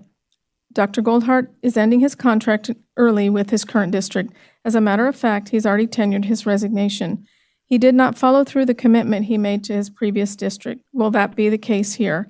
Will he spend 2 years learning about Carson City School District and merely move on and leave us to start over? Fiscal expertise. Dr. Goldhart has been celebrated for moving from a state with high rankings. The average per pupil expenditure in New Hampshire is $17,400 per student. That's 10th in the nation. Nevada's average per pupil spending is $9,516 per student. That's 47th in the nation. Dr. Goldhart has not been in New Hampshire long enough to claim responsibility for improved student achievement and did not operate under the same fiscal constraints facing our district. 3, community engagement. Dr. Goldhart's 90-day plan identified his first week as meeting with school leaders and union leaders and describes the first 90 to 100 days as a listening and learning period. Mr. Fueling, on the other hand, is aware of the district schedule. All association leaders and school leaders take a well-deserved break the first 2 weeks of July, and his listening and learning coincide with continuing and building relationships with stakeholders he is already familiar with. This is an incredible, difficult task, and my support will be with whomever the board chooses. My hope is that your choice is AJ Fueling, who is ready to move forward with the work already taking place, versus a stagnant year or two while someone tentatively learns who we are and how we can move forward. This comment is from Chase Mann. Since there's only 3 minutes, he's going to keep it brief. Dr. Goldhart is a risk that this community should not take on. How anyone can take a job for only a year and a half and somehow anger enough people to get signs and newspapers printed criticizing him is impressive. Imagine how angry a person must make you for you to find them and throw eggs at them. Are we really expected to believe that this harsh criticism is a result of haters? While I'm not a teacher myself, the idea that anyone could step into a job, anger the employees, and say they were just afraid of change makes him a poor choice for superintendent. I feel like this is an experience anyone who has had a boss could relate to. Were you really afraid of change, or was your boss just an egomaniac who treated you poorly? On behalf of the community, let's go with the local boy that people like about the egomaniac that already failed as being a superintendent once. This comment is from Rebecca Rodina. Ms. Rodina has been in the district for over 24 years as a language arts teacher at Carson High School, and prior to that, as an alternative education teacher with the program formerly known as Carson Opportunity School. After 31 years in education at 3 different districts, 4 different schools, and 2 different states, I appreciate the value outside perspectives and experiences bring to the table. However, the Carson City School District is unique in that the best thing it has going for it is a sense of family. Unlike some small districts where intimacy can lead itself to complacency, lack of vision, and lack of growth, Carson has had many homegrown educators connect their knowledge of the Carson City community to their educational pursuits better than any outsider could ever do. For example, within the past 12 years, we have had 2 Nevada State Teacher of the Year recipients, Cheryl Macy and Adam Watley, both of whom are Carson High School graduates. We've also had numerous teachers become nationally certified and with various state awards in their subject areas. It is the teachers within our district and not the people who have come from outside who have encouraged growth and refused to allow complacency. Every now and then, a person will suggest we should do things the way they do in Washoe County or Clark County. Or someone might see an educational practice done in other parts of the country, and they'll move hell and high water to bring that to Carson. While there is nothing wrong with new ideas and innovation, if it isn't broke, we probably shouldn't look for things to fix. Right now, in the midst of the hardest 2 years of teaching I've ever experienced, the only things that feel broken are the teachers and the students. I personally believe that the best fix for us is to put a person in charge who has been here suffering with us and who has a vested interest in keeping Carson on track. I would like to see someone hired as superintendent who is not waiting for retirement and moving to be closer to family. We deserve better than that after the years we've had. We need someone who will see this as the opportunity of a lifetime, a challenge, a reward, and a privilege. Sometimes the best applicant may not be the person who has done it all. Sometimes the best applicant is the person who has it all left to do. This comment is from Maxine Neitz. Ms. Neitz was here this morning to hear the superintendent interviews, and one candidate talked about learning and students, one talked in coded district speak, and went on with metrics and mental health. One candidate talked about concern for teaching and for student success. One talked about the minutia of the district's strategic plan. It is clear who is more interested in the future of our children. Dr. John Goldhart has the experience, vision, and passion to bring new and advantageous ideas to our schools. Select him as our next superintendent.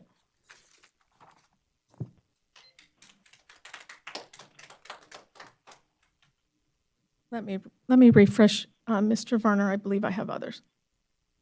Thank you. Mm-hmm.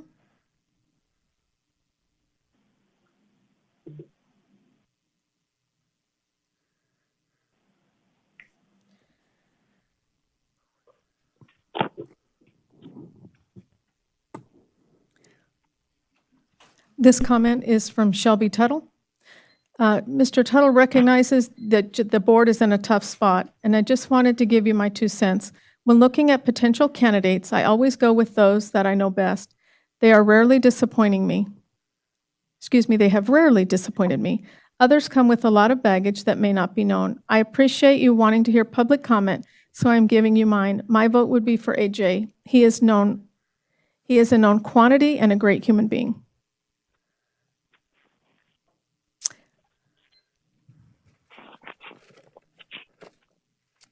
This comment is from Mary Foster. As I listened to Mr. Varner, I heard him talk about how Mr. Fueling interacts well with department heads within the school district. I would like to say that as a classified employee of the district, Mr. Fueling has interacted with my fellow office managers and I with patience and consideration. AJ has broad knowledge of our district, community, and state. At this difficult time in the country, we need someone who will unite our community, not someone who brings the upset and huge questions with a questionable past. While I welcome the community I am hearing from, I think you also need to listen to those who will work directly under a new superintendent. This comment is from Terry Snelling. I'm listening to all of those people talk about change, but I don't believe that Dr. Goldhart is the best candidate for our district. I'm not arguing against change. I just feel that he is not the best change for us. Is he the best because he's an outside candidate? His troubles in Manchester and his constant moving around is concerning. He has all the right answers, but once again, the paper trail just doesn't match up. AJ also discussed change, and just because he is currently employed with the district does not make him a lesser candidate.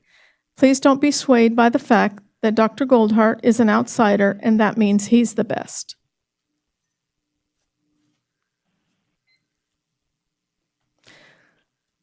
This comment is from Allie Gamble Cooper.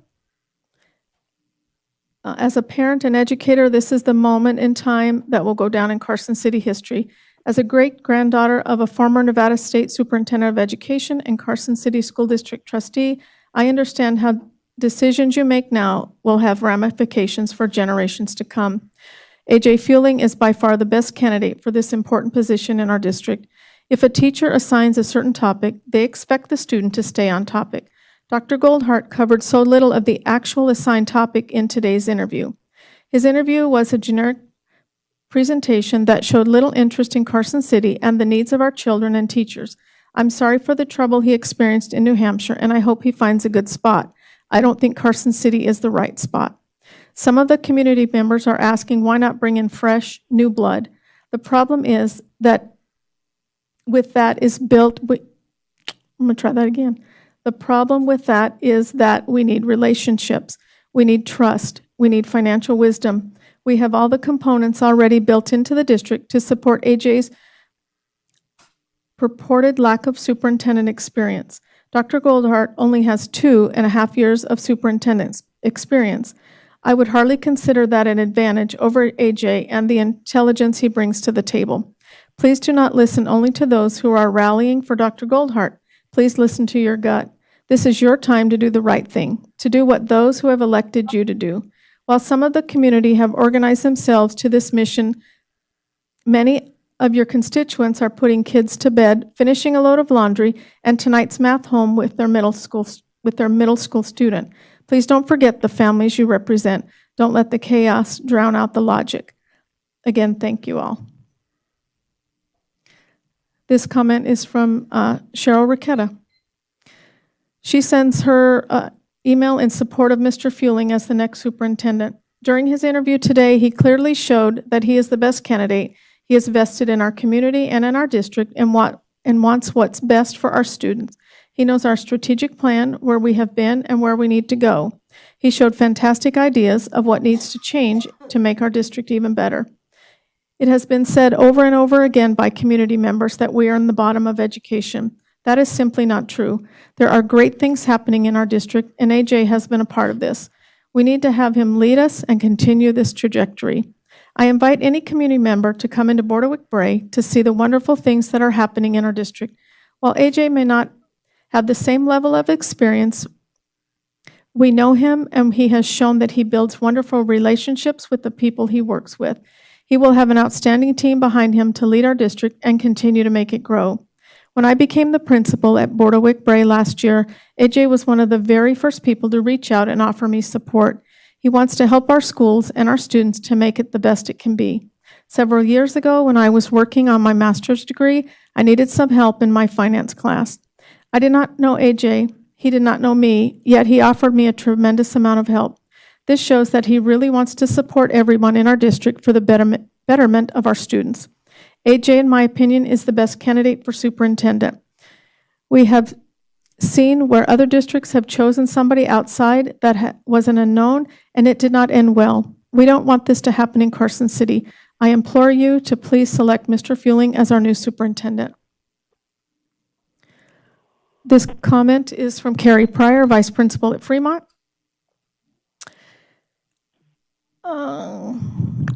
Let's see. She expresses her, but she's not able to attend in person. However, she's in support of Mr. Fueling because I know the numbers for AJ's team are great. However, most of the staff are at home preparing and resting up for tomorrow. I'm asking that you choose Mr. Fueling for superintendent. AJ is a man of integrity, honesty, and a find a way kind of guy. He has a very credible reputation in our district and state. AJ is not a good old boy. I feel that Mr. Fueling would bring a new perspective to the role of superintendent. Yet, he'll have the same friendly, welcoming face of Mr. Stokes. He will continue to have the best interest of families, students, and staff that Mr. Stokes has had through the years. What I believe will change is that AJ, with the support of Tasha Fuson, our Education Services Associate Superintendent, and our new to-be hire HR Director, will take a more aggressive approach to recruiting, ensuring high quality, standards-based learning in our classrooms, and thinking outside of the box regarding best practices in learning for both students and adults. I have no doubt that AJ is more than capable of leading our district. He is learning for both students and adults. He will make the hard decisions based on his reputation of being fiscally responsible, a father of district students, and a humble man who will use a team of experts to make decisions to support all learners in our district. For those of you who are on the fence, please know that I am strongly encouraging you to select AJ. I feel that I am a well-respected member of the Carson City School District educational community.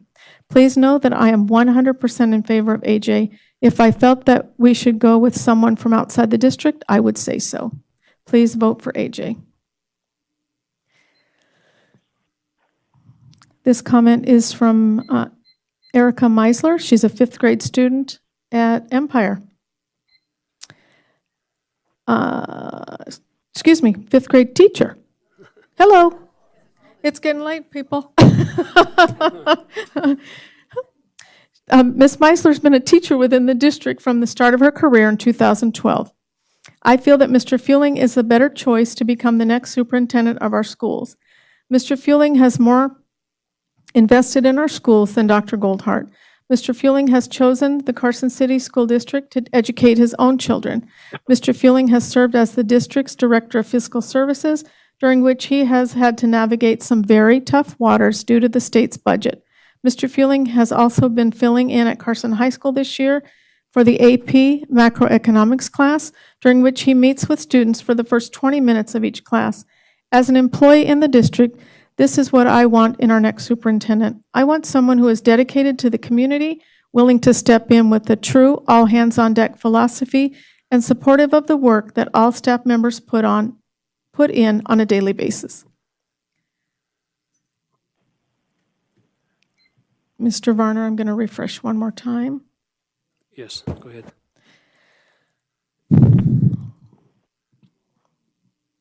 At this time, Mr. Varner, that's all the public comment I have via email.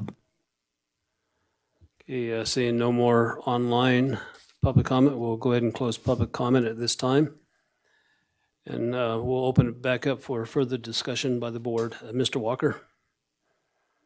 You know, I just wanted to say one of the things that I think is unfortunate about the superintendent position in Nevada is all of this is done transparently, and there's pluses and minuses, but you know, I just want to apologize to Mr. Goldhart and Mr. Fueling. I think there have been some things that were unkind and unwarranted said about both men. None of us know what happened in Mr. Goldhart's district, and those of us who do know AJ know that he is a man of substance. And so to say that he didn't have answers in his presentation is false. The prompt we had was, tell us how you would improve our strategic plan. And that is what was provided. That is what we asked for. So to make it sound like he is irresponsible with our budgets in the district when we know that our financials are a model. Many districts would love to have our record, our fiscal record. It doesn't mean that we have as much money as we'd like. It doesn't mean we don't have to make tough decisions, but that's not his fault. So I just want to say to both men that I think that they're both men of character. I respected both of their presentations.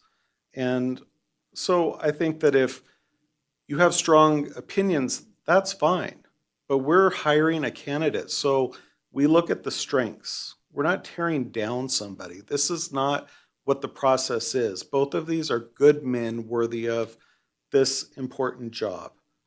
And I just want to also be very clear, I did not guide anybody's presentation. I think if you will rewatch that interview, I challenged Trustee Cassiopo, as I have done before, to look beyond standardized tests. And so I tried to push the conversation in the way of looking at multiple measures of growth and success of students. You know, those standardized test scores are one measure. And so I don't want this characterization that I was guiding somebody's presentation. I was here taking it all in just like everybody else. And probably I should have just let AJ finish his answer to Mr. Cassiopo and then just followed up on that. But I just tried to save time because we're at the end of that interview. So that's what I wanted to clarify. Thank you, Mike. Laurel? I too would just like to clarify the financials in our district. We have had audits every year as we're required to do by state law. We have never had a finding of any issue in our financials until this past year. I happen to know an auditor quite well who is the state, my favorite auditor is the state legislative auditor who, when I discussed the one finding that we had this year, it was the placement of monies in certain, they have to go into certain funding for where the grant was. It was not a mismanagement. It was not lost money. It was not over expenditure. It was a very minor finding that was corrected.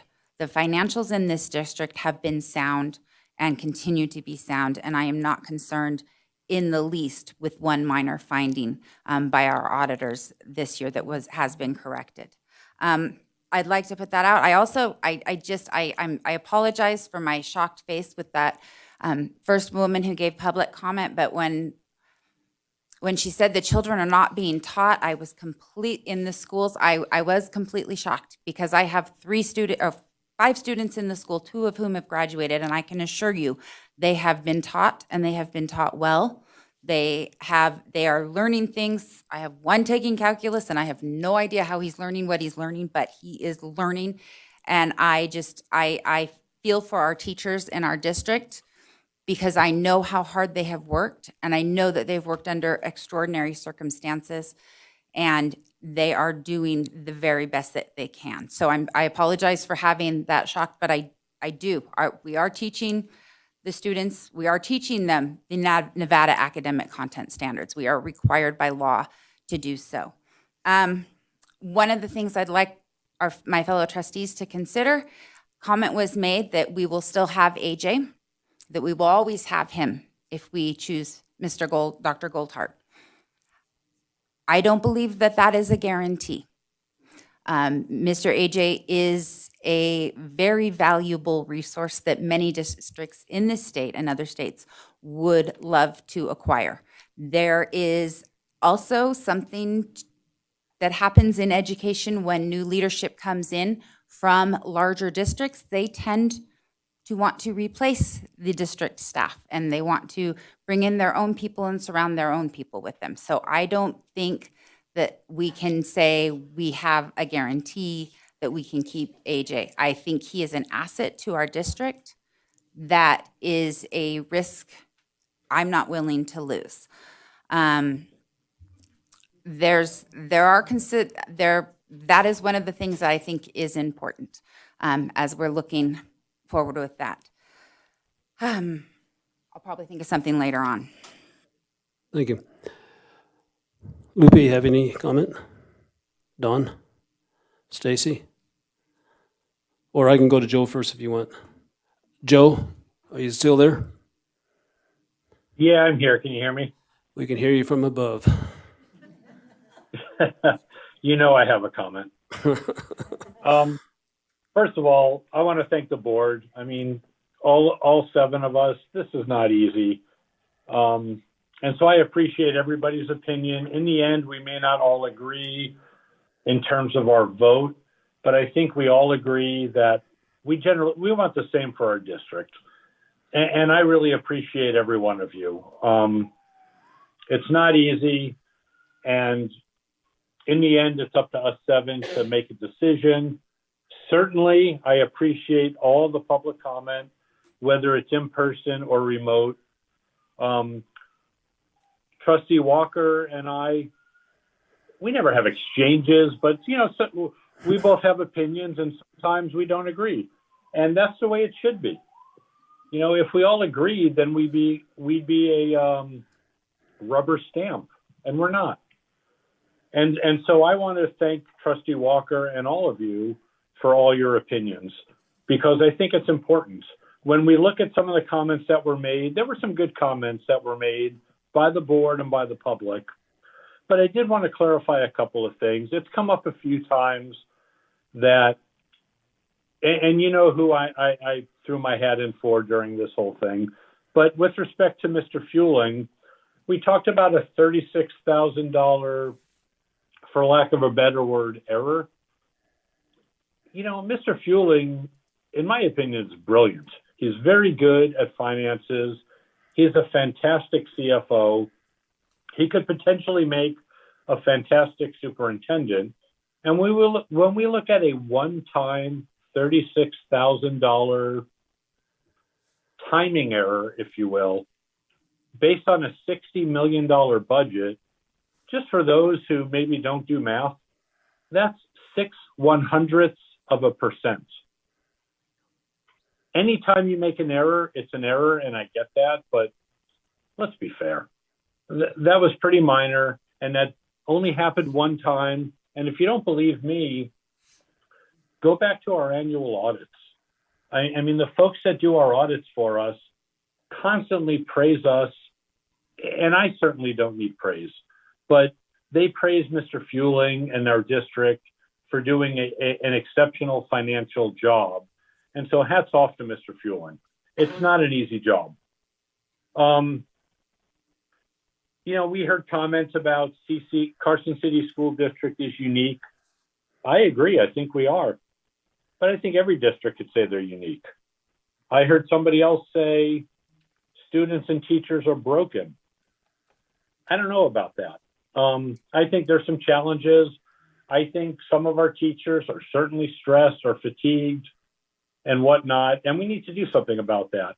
But I guarantee you they're not broken, and our teachers aren't broken. I mean, I'm here 3,000 miles away in New York visiting my son, who's in a master's program in the medical field. And quite frankly, he's killing it. And so are all his graduating class. The kids that I keep in touch with, they're doing a fantastic job. Mental health, I think, is an issue. It's something we're looking at more these days than maybe we did in the past. Somebody else mentioned minutia in the strategic plan. Like Trustee Walker said, that's the question we asked. And so we needed some minutia in terms of the strategic plan. I don't view it as minutia, but I think, that candidate asked of them or responded regarding what we asked of them. So I think, without going through everything, I really appreciated the public comment. I truly did. Everybody's going to have an opinion, and I hope what everybody gets out of this is that we're really doing our best, our absolute best, to understand each candidate, to research each candidate. We did research each candidate, and we're trying to find the candidate that's going to lead our district in the best possible manner. And quite frankly, I think both could do that. So I want to thank everybody for being involved in this. Again, 11 months of public comment hasn't always been easy, but I do appreciate it. It allows us to double check maybe what we're doing. And I think when I go to sleep every night, I think we're doing a pretty good job. Never going to claim to be perfect. I've never met a perfect person. If you know of one, let me know. I'd love to meet them. but we really tried to do the best we can do. And we're doing the same thing with the superintendent search. So I want to again, or not again, but I want to also apologize to both candidates and also thank both candidates, because there's been, anytime you're running for an important position, there's going to be a variety of input, a variety of ideas, a variety of concerns. But, you know, these are people with different backgrounds, but I think generally probably have the same approach. And I want to thank each of them for sticking it out and for considering our school district, because I think it's a fantastic school district led by a fantastic group of people serving a fantastic community. I know some community members told me, you know, hey, up until this year, we weren't paying that much attention, but now we are. And thank you for that. Everybody should be paying attention. The education of our students, our kids, our grandkids, our relatives, or just our neighbors, I can't imagine anything much more important.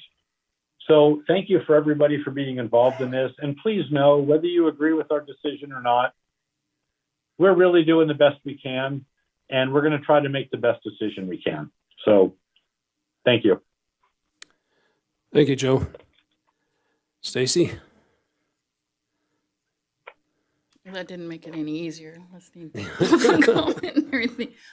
But given the opportunity that I didn't think that I was going to be able to vote tonight, and given that being on school board for as long as I have, the one responsibility that we have is hiring the superintendent. It's the only employee that we actually get to do. Looking on paper, Dr. Goldhart had quite the experience. As we all know, comments that are made, there's truth halfway. AJ, I think we know AJ better because we've seen what he's done for our district. But I'm just not, I still am having problems with him not having enough experience. And I know that we have great supports and systems.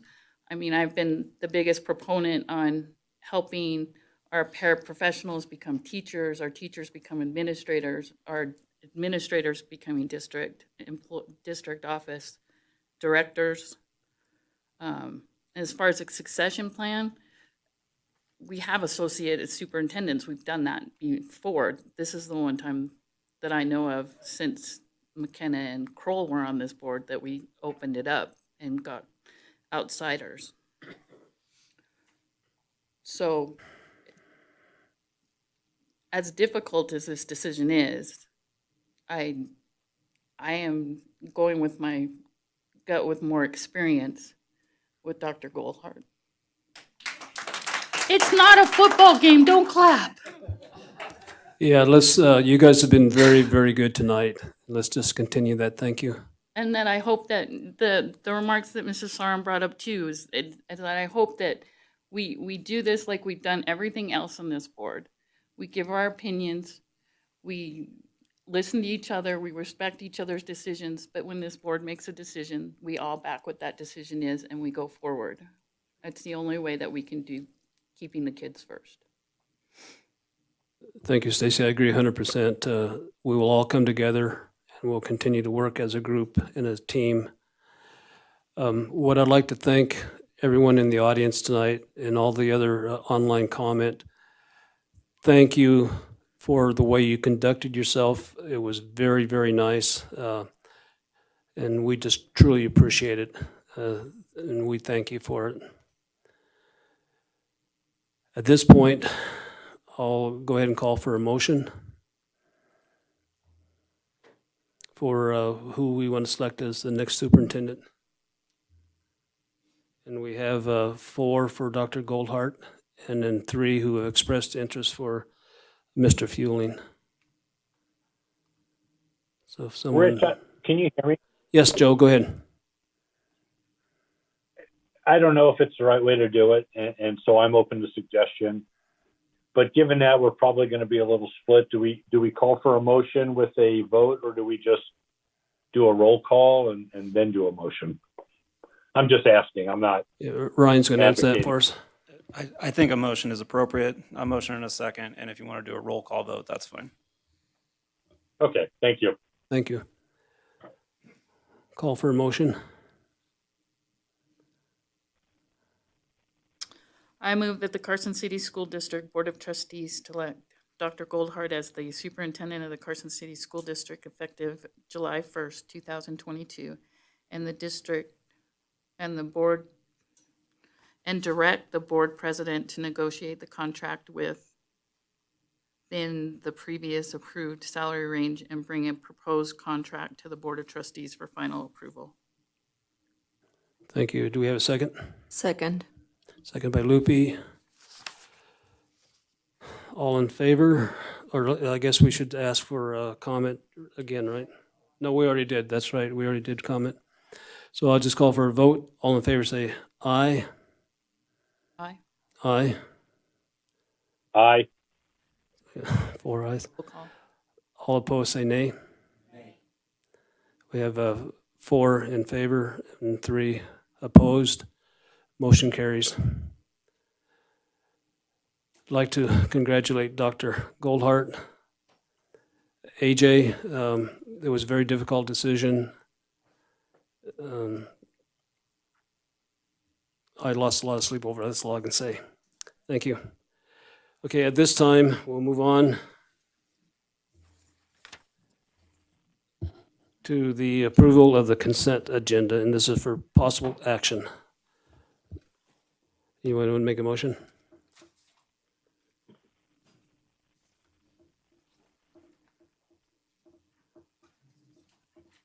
I move that we accept the consent agenda as approved, as it's. Do we have a second? Second by I'll Don. second it. Okay, thank you. All in favor, say aye. All opposed, say nay. Aye. Here, no opposition, the motion carries. Then we'll go on to item number 12, informational items. I believe everybody can just read those. And then we have a request for future agenda items. Seeing none, we'll go ahead and adjourn the meeting at 9:27 p.m. Thank you.